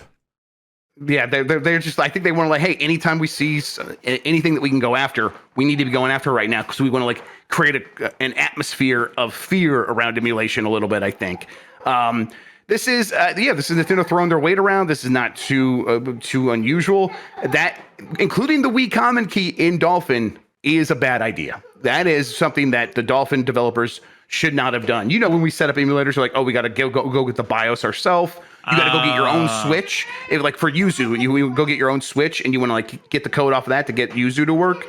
Like that's the stuff that like if you put that in there yourself as a developer of an emulator. Hey, your one kid's attacking the other kid. Oh. Okay, hang on. She's just heading in with a soft meep. Okay, I was just making it's just for play. That's okay. I was making sure the other gimmick was okay with it. No, it's a work. Don't worry. It's a work. Absolutely. Just making sure they weren't shoot fighting over there. No, exposing the business, Mike.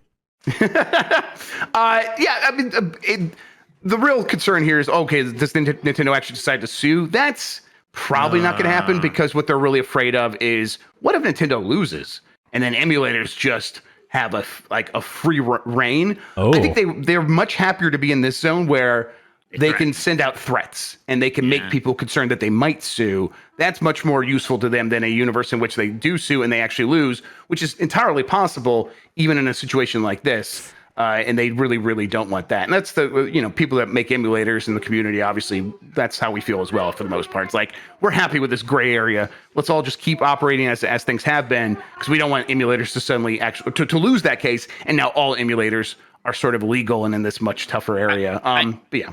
I know I shouldn't get like caught up on the lawyer speak because it's lawyer speak, but like, oh, the emulators stifle creativity and development. Like, yeah, because no one ever has pirated a Zelda game, and that's the only reason Tears of the Kingdom is so innovative, because no one pirated.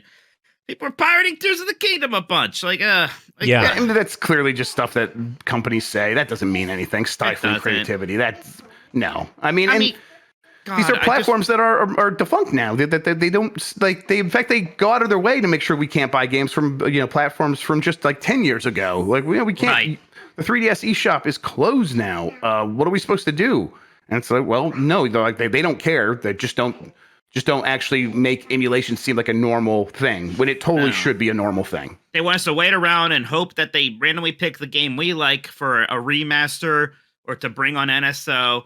And hey, maybe we'll get lucky and instead we'll get the 5th port of Super Mario 3 on that platform, and it's worse than the original that's already on there. And we'll get that for like the next 2 months only. Maybe next month we'll get the game we care about. Like, what do you think people are going to do? Like you could figure it out. You could do a mass spread. You could, instead of being like, here's like 2 games Super Nintendo, next time you launch a system, here are the 50 games that you care about. We're going to keep adding things. It's going to be this giant library. We seem to be in this situation though. Like that's how all these services in general used to try to get people. It just was like the scale of their library. Now you have weird things like Disney Plus actually just taking a bunch of things off. That sucks.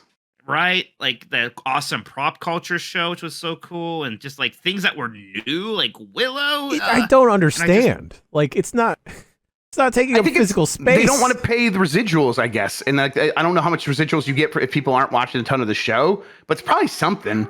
And they're like, well, instead of paying that, let's just take it off so we don't owe them anything. And it's like, that sucks. That was not the agreement I thought we were making when we were like, oh yeah, we'll go to the a la carte digital future of, you go subscribe to the service you want that you need for that month to watch a show. And there's a whole bunch of other stuff, old stuff on there that will just always be there. And so, well, Netflix still mostly works that way. There have been a handful of like Netflix originals that have gone away. That was like, they were contracting shows from other countries and stuff like that. That's what that was. This is just Disney being like, we are going to save money by taking something away that we own in its entirety. And it's like, oh, that's bad. That stinks. All right. Ratchet & Clank Rift Apart is coming to PC July 26th. It got confirmed today. I am going to play it again. One of my favorite games of this generation. I love it a lot. It's going to support DLSS 3, AMD FSR 2, Intel ZSS, or Insomniac Games' own temporal injection, which are all like image improvement features. It also will support NVIDIA Reflex, NVIDIA Deep Learning Anti-Aliasing, and ultra widescreen. In fact, they'll not just like 32 by 9, which is what my ultra wide monitor is. I think they're going to do 42 by 9. So if you want to have 3 monitors side by side, it could support play across all of those. Wow. That's pretty neat stuff. This is great. Why wasn't this in the showcase? I guess they didn't want to put PC stuff in there. But they had also going to be available on PC after some of the games, didn't they? They did indeed. Yes, they did. Yeah. Just weird. Like it would have gotten a pop. Like it would have been a small one, would have been something. I mean, this is probably their best PlayStation 5 game so far. I know it's not their best selling one, but man, Ratchet & Clank Rift Apart is awesome. I'm going to be really excited to see how good this PC port is. They also have something to prove there because they have had some shoddy PC ports. Yeah, but that wasn't that was Naughty Dog. This is Nix's, who is much more competent at that stuff. So they haven't really had too much of a hard miss yet. So I'm excited to see this game come over and actually probably run just fine, despite all the early claims of how you needed the PS5 SSD to actually get this game to function, which was never true. I need someone to mod in Mega Man as a Ratchet skin, please. Oh, that'd be good. I've always said that should be the blueprint for a 3D Mega Man game. You inspired me, Mike. That's the same kind of thing, and it's God, Ratchet & Clank is so good, and Rift Apart is so much fun. Who would be Clank? Would it just be Rush? It'd be Rush. It'd be Rush. Okay. Yeah. I mean, yeah. Some of those Mega Mans, he literally kind of has Rush as armor, so it's kind of like having him on the back. Oh, it could be Eddie though instead. That little top guy, and he shoots out. Yeah, it could be Eddie. Like Eddie. Eddie's a good boy. Or Beat the bird that was introduced in Mega Man 5. Yeah. Just put a little Proto Man in the back, and he's just angry all the time. So that's my dream game. Is actually just a game called Proto Man, and you play as Proto Man. I think Proto Man, when I was a kid, was the first time I thought a character was cool. Like I liked Mickey Mouse and I liked Mega Man, but I thought they were good boys. Proto Man fucks. Proto Man's got an edge to him. Yeah, he smokes cigarettes under the bleachers. What's that? He smokes cigarettes under the bleachers. You know he's cool. Absolutely. Let's see here. Next story. The Witcher 3 has sold 50 million copies. Recent games that hit that mark include GTA 5, which is 180 million, Mario Kart 8 Deluxe, 54 million, and Red Dead Redemption 2 at 53 million. So The Witcher 3 is in pretty rare company there. There's not many modern games that have hit that number. No.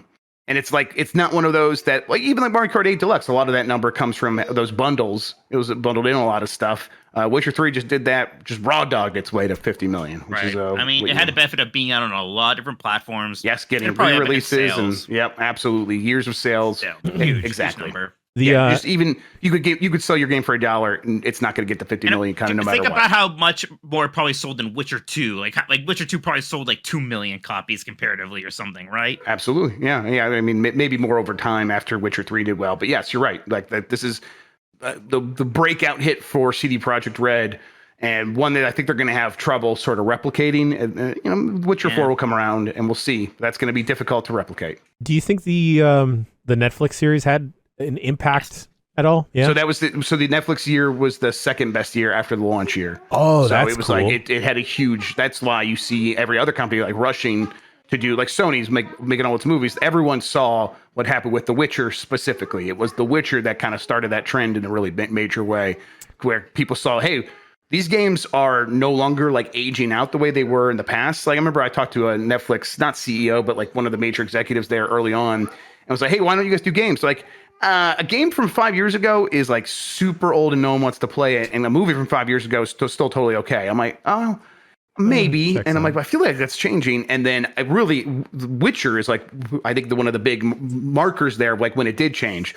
Skyrim was like the Skyrim big marker of that, and Yes. Witcher's like that. But like Red Dead Redemption 2 is probably 5 years old now. If we really made a game that is like more like bigger or like more AAA, I know you guys aren't big fans of, but you know what I mean. I know exactly. Like, Yes. The Red Dead Redemption 2 is not aged in any of those ways that a game used to age after 5 years. Right. So now the way you sell those games, like you let those games continue to sell, and you can put out a show, and then that show is actually going to drive, as long as it has some quality to it, it's going to drive people to buy it. And that's definitely what happened to Witcher. It happened with The Last of Us. It's happening with a lot of stuff. So yeah, absolutely. We'll see if Liam Hemsworth can get another bump, but I don't know about that. Oh yeah, that's right. That shows people are kind of done with the show, right? Like I have no idea. I was never into it, so I don't know. Anyways, yeah. Maybe we'll see. Yeah, everyone talked about that first season. Everyone was singing some annoying song about tossing coins to a Witcher, and then the talk slowed down after that. Team Miley, I can't watch the show anymore. Oh, sure. Yeah, you got to respect your girl. I get it. Yeah. Lord of the Rings Gollum came in like a wrecking ball, and then the dev had to apologize. Bravo! 12 podcast points. Daedalic, that's how I'm going to say it, promises to update and improve the game. That's the developer and publisher. They had a statement. We would like to sincerely apologize to Mike Minotti for the underwhelming experience. Apology not accepted. Mike Minotti's had with the Lord of the Rings Gollum upon its release. We acknowledge and deeply regret that the game did not meet the expectations we set for ourselves or for our dedicated Mike Minotti. Please accept our sincere apologies for any disappointment this may have caused Mike Minotti. Yeah, I mean... Weird that they say that, huh? I don't know. Yeah, I know. But it's like really just they know that if I'm not happy, nobody's happy. Exactly. So they had to target me specifically. Like, again, like it's somebody's job to draft this thing and to release all this stuff, but also like shut up. Yeah, I don't want to hear. Like, what are the chances that this was drafted before the game even came out? Right. Oh my god! Probably had someone working on it in the back. Like, yeah, maybe. I don't know. I mean, this is where we're at right now. Like, if a game comes out and it's bad, a lot of these studios feel like they have to apologize. I mean, I would be like, you put out a bad game, you move on to what's next, right? But not anymore. Did anyone apologize for Balan Wonderworld? No. Fuck no, they just he went to jail. And you know what? I respect that. I respect that way more than this. Like, yeah, you made a shitty game. Like, go move on. It's fine. Like, I don't. Yeah. Ugh. Yeah. There's even one thing when Phil Spencer basically had to apologize for Redfall. Like, this was like up like the guy on top taking ownership for it in this way. Like that was better. That was defending that was like protecting the studio, right? By like kind of putting it all on him. Right. And yeah, exactly. I don't know what the hell the point of this is. Yeah. Like what's your promise here? We're gonna make it better. Well, they're making another Lord of the Ring game, so they can't leave this where it is. Are they though? They like the next week. It's like we are definitely working on that other one still. I mean, maybe that'll change, but the contracts aren't going to be void because they put out a piece of shit game. I don't think that's how it works. They're just going to re-release the game with slight tweaks and just call it Smeagol. Yeah, Super Smeagol. Yeah, they should actually. Yeah, they should just make Gollum 2. Just fuck it. Maybe you could actually like make a comedy game, like make Gollum 2 and have it be real weird and stupid and have it be super slapstick. Like Goat Simulator. Oh yeah, that'd be fun. Gollum like 2 Electric Smeagoloo. Yeah. Zelda is still on top of the sales charts in the UK. That's according to GFK in the UK. Zelda was #1 for the third week in a row. Sales of Tears of the Kingdom were down 50% for the previous week, but the game is well ahead of everything else on the chart. Gollum was the only new game on the chart at number 6. Freaks. It did chart. That is a weak launch, but it apparently sold better than Lego 2K Drive did the week before, which is kind of criminal. That's a little messed up. Now, these are physical sales only, but still, that game shouldn't be selling better than anything, let alone a pretty decent game like Lego 2K Drive that should have mass appeal. My guts hurt. Do you think someone said the UK just has bad taste? Do you think this is the beans on toast of video games? Although apparently I haven't tried that. I'm sure I'm going to love it when I actually do. I will not love it. I know I won't. I don't have to try it. I refuse to try it. If Mikey's not happy, I'm going to have Tam make me some beans on toast at Summer Game Fest, and we'll make that happen. Yeah. What was that, Jan? Oh, if Mikey's not happy, then I'm not happy. That's exactly right. I ain't having it. Finally, I got Jeff Grubb's Summer Game Mess update here. This is just for what is happening right ahead of us, not going on throughout the rest of the year. But there's a lot of stuff now. Starting June 1st, the MetaQuest Gaming Showcase. I'm just going to go dates, but there's times everywhere. Marino's got a really good thing linked right here at the top of the chat if you're watching, but it's a spreadsheet with when everything is starting. Guerrilla Collective Online Showcase is June 7th, and the Summer Game Fest Showcase is that Thursday, June 8th. Day of the Devs is like part of that. That's the Double Fine thing where they bring in a lot of indie devs to show off their stuff. June 9th, we'll have the Accessibility Summer Showcase of the Tribeca Games Spotlight. Then the 10th, we get the Future of Play Direct, the Wholesome Direct, the Future Games Show, which is different than the Future of Play, and the OTK Games Expo, which I think they had one last year, although I don't remember what the thing's whole deal was. Then on that Sunday, the 11th, the Xbox Game Showcase, the PC Gaming Show, and then on the 12th, we get Ubisoft Forward. The 13th is Dames for Games, and then June 15th, here's a new one, RGG Summer Summit Summer 2023. That is the Yakuza team, although the Like a Dragon team now. That's exciting. I copied this before Devolver Digital announced theirs. Devolver Digital is having a showcase. I think that's on June 8th as well. So there you go. I mean, that's a pretty filled out calendar. We're missing a lot of the big stuff, but I guess there's spaces for some stuff from like big publishers to show up. Although that's probably mainly going to be at Summer Game Fest and Xbox Showcase, right? The rest of these are like going to be really kind of maybes on whether or not they're going to be worth your time or effort. Nintendo can like do their thing whenever, like it could be July, August, September. Yep. Capcom can do one of their own things to talk about their stuff whenever they want to. Like Square Enix also seems like they have a lot of stuff that is going to have to be talked about after Final Fantasy 16 comes out, with things like Final Fantasy 7 Reunion, and Kingdom Hearts 4, and maybe some other projects that have been rumored for a while, like the Tactics remake, the Final Fantasy 9 remake, the Dragon Quest 12. We haven't heard about that in a bit. They announced some new Dragon Quest game like over the weekend, like some action game based off some Dragon Quest anime. That kind of really happened under the radar over here. I didn't realize Summer Game Fest, the stream, was so early in the day. That's at noon for us on Pacific time when we're in LA. What's that weekend, right? It's like Saturday? No, that's Thursday. Is it Thursday? The Summer Game Fest stream, like the presentation, that's weird. Thursday, June 8th at noon Los Angeles time. Sean. That's okay. I'm so stressed out. Sure. We're not even there yet. I know, it's a lot. Don't worry. Just think about Trader Sam's. Don't think about any of that. That's true. Once we get to Trader Sam's, everything's going to be okay. Everything will be okay. I'm just going to be drunk the whole week. Let's do it. That's what I expect. That'll make me feel comfortable and at home if you're drunk. All right, that's it for the news, though. I'm handing this show back over to Jan. Thank you guys so much. Thank you, Jeff Grubb. I can't figure out why this mic is being all funky. I'm going to blame GoXLR. Just kidding. We're going to blame myself and fix it during this break. We'll come back with some emails and shout-outs. These are the emails for the show. I should go download that Google Drive with all of the assets that I said that I'd sort out. Emails. Bombcast at giantbomb.com is the email address to send your emails to. I'm quickly scrambling around like Velma trying to find my glasses. I found them. I found the Google Doc. I'm taking mine off now. All right, there we go. Only one of us can have glasses at a time. Yeah. It's a new rule. Okay, Jeff. Sure, go wear your glasses upside down. God, Jeff, you look like a stupid Break idiot. the rules. He's wearing his glasses upside down, audio listeners. I got you. What a piece of work this guy is, huh? First email is about LA Pizza. This comes from LA Ryan. writing in as a response to comments made on a recent voicemail dump truck regarding LA Pizza and how it sucks. I'm not going to defend LA Pizza. You need to choose your food battles.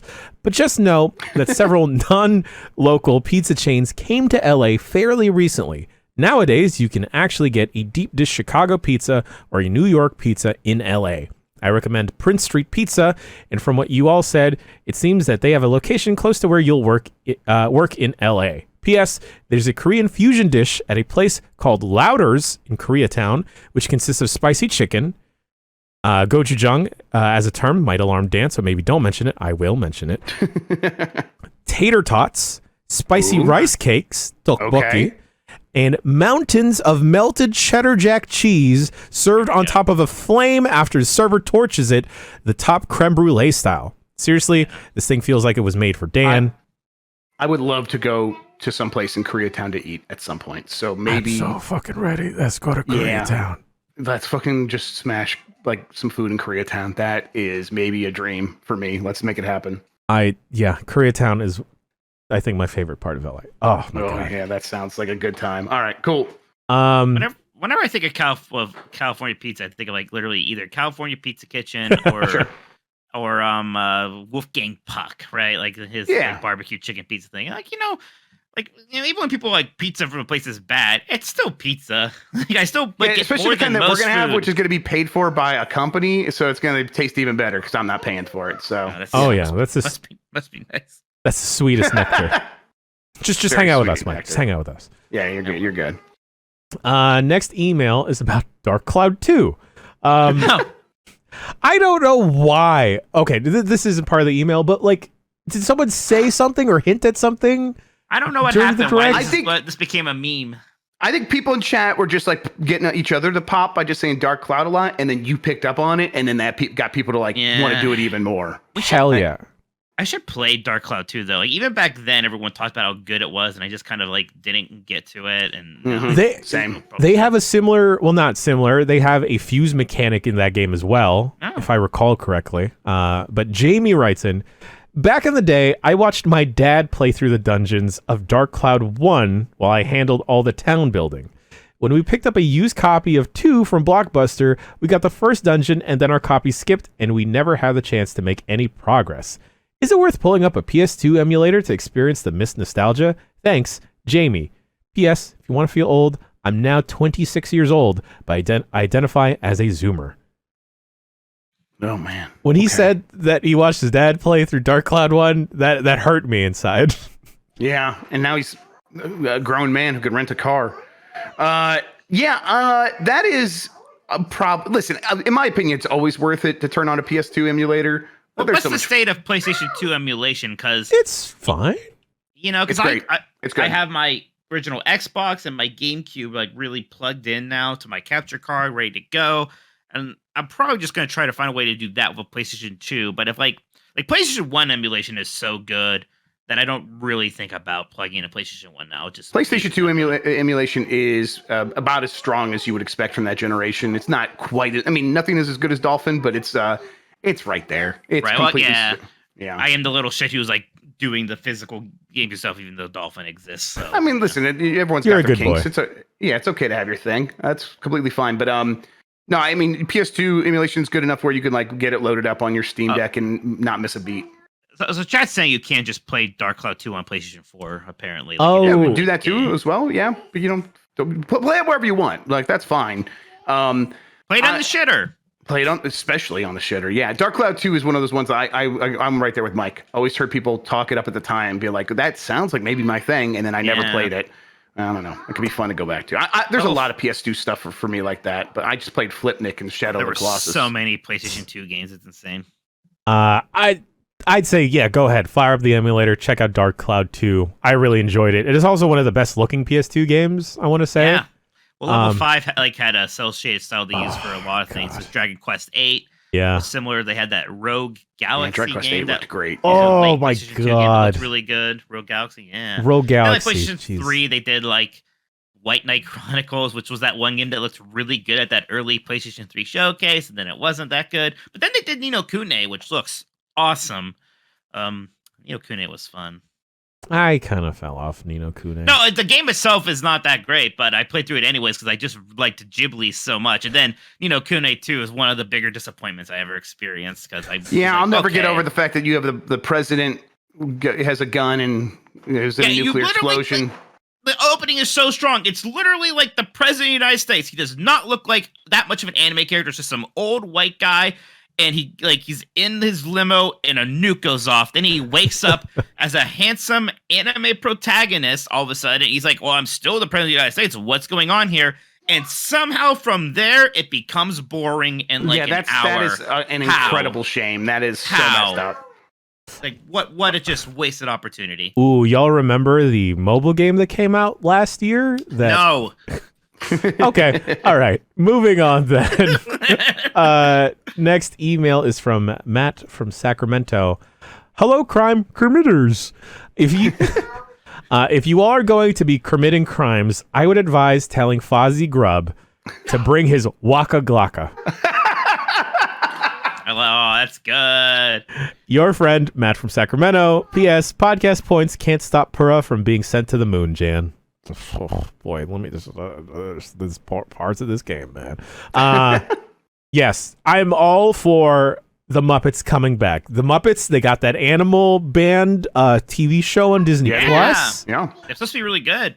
Muppet Babies, one of the best kids shows in the last 5 to 10 years. It's really good. Yeah, hell yeah. Muppet Babies. Up there with Bluey. Great. Yep. I first watched or learned about Star Wars because of the original Muppet Babies cartoon. Oh, yeah, I remember that parody. Sense. Yeah, that was a good parody. That was fun. They did Indiana Jones. They did everything. That first Muppet Babies that's how I got into Muppets, was that first Muppet Baby show. Yeah, I think me too. Yeah. Yeah, then like Muppet Christmas Carol, Muppet Treasure Island came out when we were kids, and I went back and watched the older movies and the Muppet Show. And then, of course, Muppet Vision 3D at Walt Disney World is the greatest theater show, easily the greatest theme park 3D show ever. I mean, it's ancient now and it's still there because it is just that good. It's also I think it's the last time Jim Henson was like Kermit and stuff like that. So it's really cool, kind of like last bastion of that original crew all doing their stuff. Muppet, there aren't many attractions at Disney World where if you told me they were closing, I would go to do it on that last day. When they do close Muppet Vision 3D, it's gonna happen. I'm getting a ticket. I'm going down there. I'm gonna be with all the freaks. If anyone can get us into Star Wars Galactic Cruiser before it closes, we will make content. We'll do. I know, but I got to put it out there, Mike. I got to do something. You try your best. Good luck. I'm gonna try my best. It's just I'm gonna be kind of legit sad when it goes away, and I never got a chance to do it. I'll pay for it. I will pay money for it. I will. But if Disney seems to be taking more things away than it's giving to us lately, right? Yeah, it seems that whole thing way. Just so weird. I mean, that you're the one that put it the way I can understand it the most. It was a Bob Chapek thing. That was Bob Chapek's thing. Yep. It's that simple. And I'm like, yeah, okay. When you put it that way, of course, CEOs kind of be wanting their things to only be their things. Of course, that's what happened. It's that. I think a big part of it too is hey, let's. 5 years ago, we were going to invest in all these really expensive boutique experiences. Oops, economy's bad, and everyone's real nervous about the economy. It's going to be bad, yeah. Yeah, but yeah, that's not flying anymore. Speaking of CEOs wanting to put their own stamp on things, okay. Listen, HBO Max turning to Max. It was dumb as hell. Oh yeah. I did not realize they were like, and you're going to have to download a whole new different app.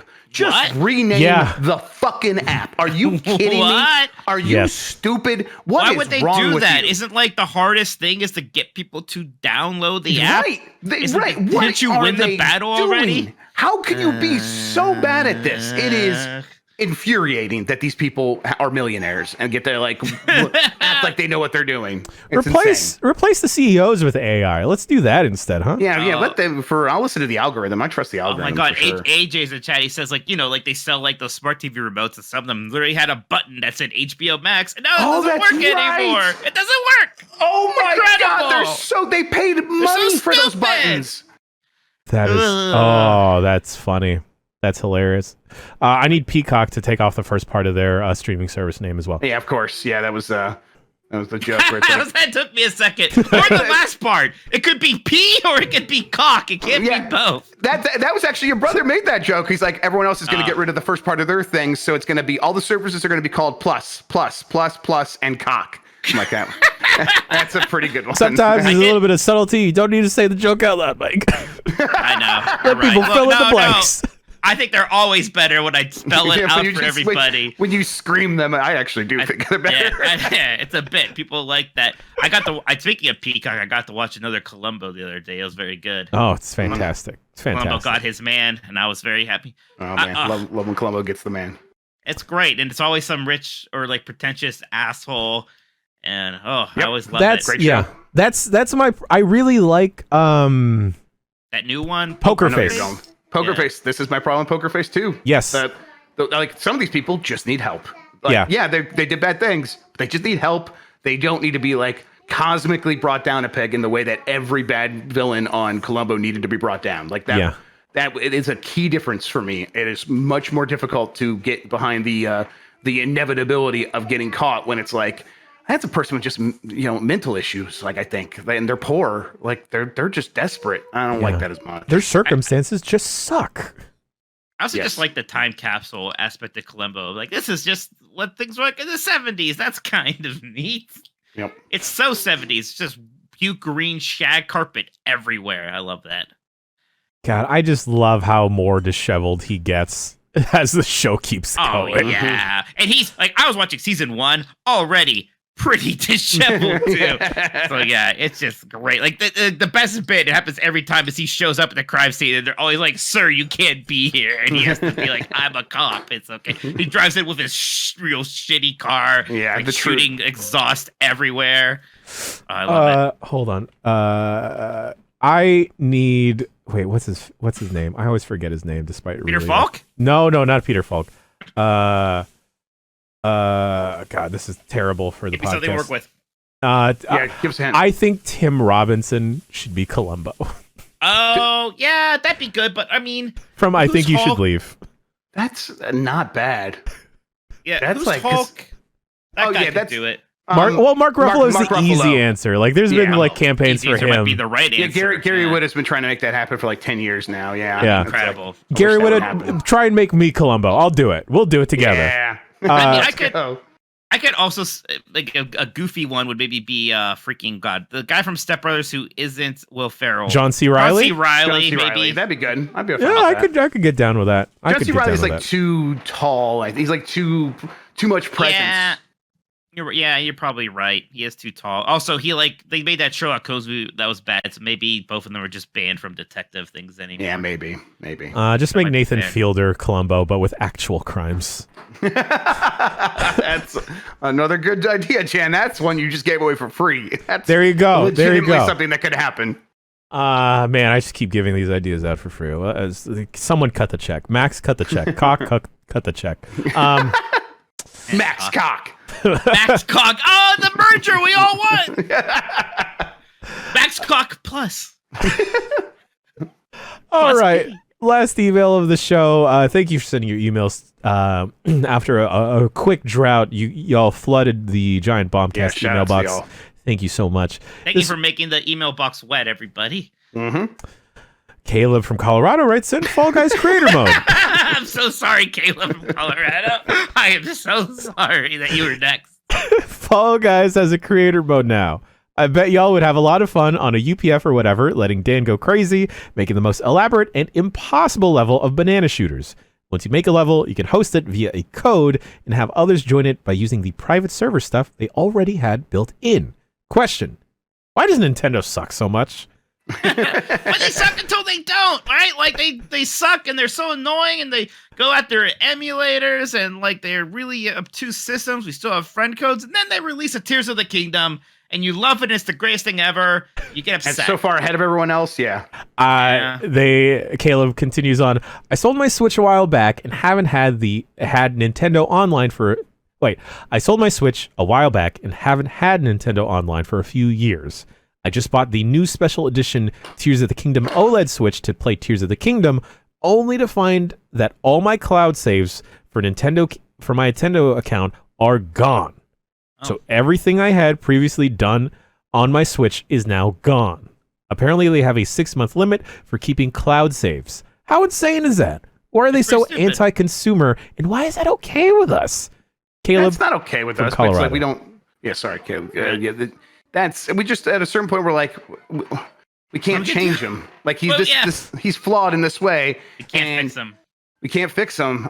We still want that sweet sugar that Nintendo's going to provide us, but like we're not going to be able to make him a better person. Like this is just how it's going to be. And Mike's right. Like you're also kind of waiting for those flashes of brilliance because imagine if every developer was putting out their equivalent to Tears of the Kingdom and Breath of the Wild. If they were trying new ideas, it was such fervor as Nintendo, and we didn't have to just rely on this one company to kind of push things forward.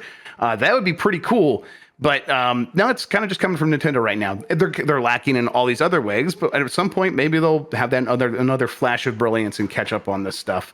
Online always going to be an issue for Nintendo, though, and it's baked in, and so those that understanding that this is the way they're going to have the way they're going to be is just like part of the expectations. So it's like it's easy to go in and like not be like surprised that they suck at this.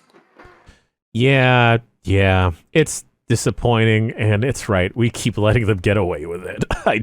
We can't. If they got away with like Nintendo and Pokemon Company, all stuff got away with Scarlet and Violet. They're going to get away with a lot of things. Yeah, seeing that. Mike, you pasted it somewhere. I think it might have been in Discord. 20 million copies in 22 million copies in 5 months. That was actually from that was March. I double checked that. After I signed to you, I realized that. Jeff, sorry about that. But no worries. But yeah, 22 million copies in 5 months. That is. Yep. And think of all that. Like all anyone talked about pretty much from Scarlet and Violet was how broken it was. 22 million copies. Yeah. I don't remember much of my time in Scarlet and Violet other than waking up the motorcycle dragon with a sandwich. The one who then proceeded to walk on all fours and never use his motorcycle wheels. Yes. I made sure to get the version where he walks. Because you're a true pervert, Jan. I appreciate that. The worst was when I complained about that. People were like, "Well, your version's based on prehistoric time, so why would it be a motorcycle? Because it has motorcycle wheels. It has wheels. You should use the wheels. Don't defend this. How dare you?"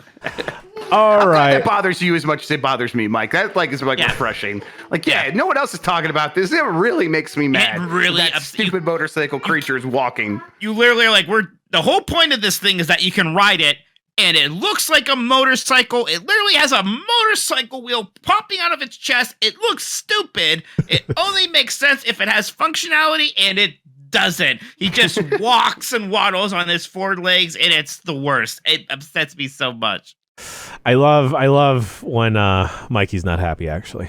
Yeah, that's the other thing. People love it because he gets upset and it's very funny. I used to get really upset because we would do polls on our show that me and Jeff do, and it's like, do you vote for Mike's thing or Jeff's thing? And I would lose a lot. I'm like, people are just voting against me because I get mad and they think it's funny.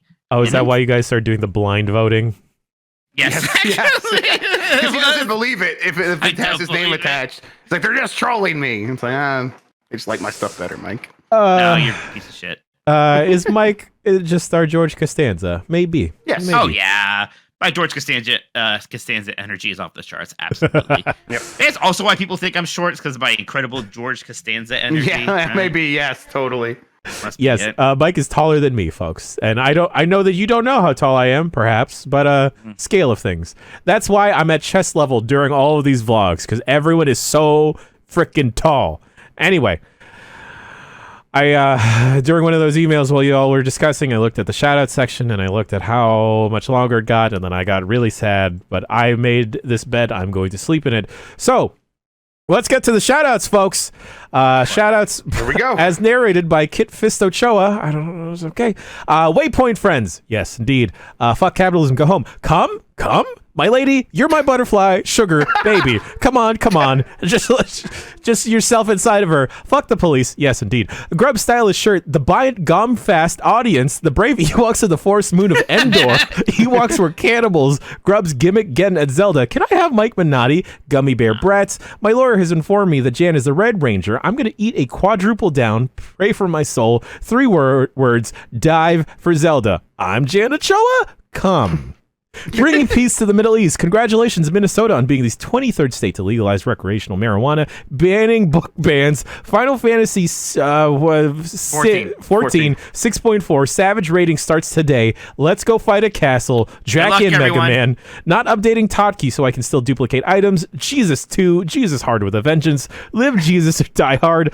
Good day to Jesus Hard. Pixar is dead. Summer Games Done Quick is live now. Yes, go check it out. Jeff sent me a fun quick. Yes, okay, good. Yes, you chef. saw the one where they're doing Ratatouille. Yes, chef. Yes, chef. Fanime Hentai Ushers. Tom Womgans. Mike recommends Bible Plaque.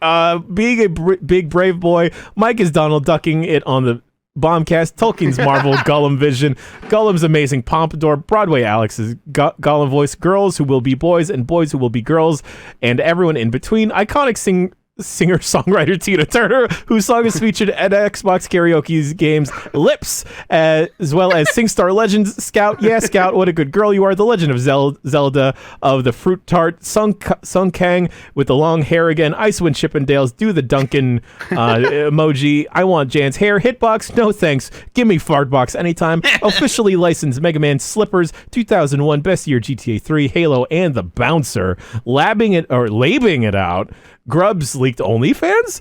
Where can we buy a Jeff Grubb body pillow? The pretty guardian who fights for love and justice. Back scratcher. Jan is living his best Wes Anderson life right now. Wes Jan. The life aquatic was Jan Ochoa. Wes Janderson. The Jan Budapest Hotel. The Jantastic Mr. Ochoa. Jan Joa. Jan's couch is Ben Pack. Getting turned to Trader Sam's couch coach. Getting turned at Trader Sam's, getting turned at Margaritaville, Cyclops, not for me, but for Jan's, Splay Station, Hocase, Shooter Games, Henry Cavill's fuck, Jan for staying 100 and reading these long-ass shout-outs. Cheer, oh my god, there's another fucking page. Cheerwine Baby, Optimum Pride, A. My dog's third birthday, happy birthday, remembering to stretch and hydrate during long Diablo 4 sessions, dental plan, Lisa needs braces, get that Ben Hansen doesn't look at prices money, can't sleep, clown will eat me, staying 100, believing in love after life, Tom, less than 3 Greg, Disney adult, Mike Minotti, ain't happy, no one is happy, no more grub, I didn't do shit, I didn't do anything, and I didn't do shit, eat shit, Tolkien Miyamoto, wow. Believing in love after life, pop in the chat with Dark Cloud 2, the Shenmue Google Plus Circle, Giant Bomb officially endorses pineapple on pizza, I'm here to Kermit Crimes, Kermit the Frog here, CRJ greater than T-Swift, A Fantano, oh okay, seeing Carly Bay on Saturday, let's go, take care of yourselves and your loved ones, shoutouts need to end, no more, and that is the end of the shoutouts today. Okay. I think next time Google Form instead of a Google Doc. No, let's just do this. Folks, last week we had a very special episode of the Voicemail Dump Truck. It was a very fun one featuring Patrick Klepek and soon-to-be daddy himself, Ben Hansen of MinMax. A very special time. Made me feel less scared about entering that chapter of my life in the far, far future. We're the Never Dads. Is what that me and Dan. The Never Dads. Team Never Dad. You can do that. That'd be a fun. Shoutouts, okay? Chill out. You got 2 shoutouts. I want Team Never Dad. I think that'd be a pretty fun podcast. Maybe a little, not sad, but just like a little pathetic. No, just because, like, if the whole point of the thing is like, we're never gonna have kids. Here's all the fun stuff we could do. It's like, yeah, just talk about the fun stuff. You don't talk about how, like, you don't need to have kids to do the fun stuff. Like, yeah, that's fine. Are you jealous? Is this what? Yes, of course I'm jealous. Yes. What else do we got going on? I'll get the UPF up from last week and the episode of Game S Mornings from last Friday. Had some personal stuff pop off. Jan, don't look too closely at that UPF. I don't want you to fall down the coin hole. Oh no, I'm gonna fall down the coin slot, baby. I thought it was a multiplayer, so I brought it. It wasn't, and then I was like, I'm sorry, guys, I'll just play it for a little bit, and then they started just playing separately, and we just did leaderboard chasing, and it was actually a really good time as we were all just kind of individually playing the coin game. Oh no! Mike Minotti, you have a review of Street Fighter 6 up on GamesBeat, but where else can folks find you on the internet? Yeah. Twitch and Twitter at Tolkoto, Tolkoto. You all know what that name means now. Jeff and I have got our podcast on Tuesday / tonight, Last of the 10 Dogs, 9 p.m. Eastern, on Jeff Grubb's Game Mess channel. And then Thursday we do Game Mess Besides, same time, 9 p.m. Eastern. Grub, we regular schedule, regular programming, schedule. right? Yeah, we're trying to jam in all these games that are coming out. We're gonna do some stuff with Street Fighter here pretty soon. We're gonna be doing stuff with Diablo. We might have a fun stream on Friday. That stuff's all kind of coming together. We're doing our best. Yeah, but other than that, a lot of the normal stuff. So look out for Connectivity Compadres. Look out for Blight Club, Voicemail Dump Truck, all that good stuff. It's happening this week. Also, folks, programming reminder: next week will be Summer Game Fest, so probably no UPF, probably no dump truck. We'll make it up to you over the weekend because there's going to be a lot of content, a lot of night shows, stuff like that. So give us a little break as we get traveling and get all set up in LA. Yes. Special shouts out to Grub, though, for getting together the GBN night schedule because, boy, howdy. It's been a lot of fun. The couch, line it up, folks. It'll be a great time. I'm still on the fence on whether or not to get us all matching cheetah shirts. I think I will. Folks, I got one panel where I'm going to try to make Dark Forces 2 happen. So, Mike, you can help me with that. So, we'll see. Got some fun stuff planned. Ooh, right, also, if it lines up properly, we'll have some interesting break segments. I'm hoping it'll work out. But hey, nothing bad can happen on a Friday night. Am I right? No, nothing bad can happen on a lockdown for sure. Nothing bad can happen on a lockdown. I need to check in with that person anyway. Folks, that has been the Giant Bombcast. I have been and will continue to be Jan Ochoa. He is Jeff Grubb. He is Mike Minotti. And you at home, wow, you look great today. And we'll see you next week for another episode of the Giant Bombcast. Wave goodbye, gimmicks. Oh, 90s Disney on Thursday also. Hey. Get us into Club 33. Someone, do it, please.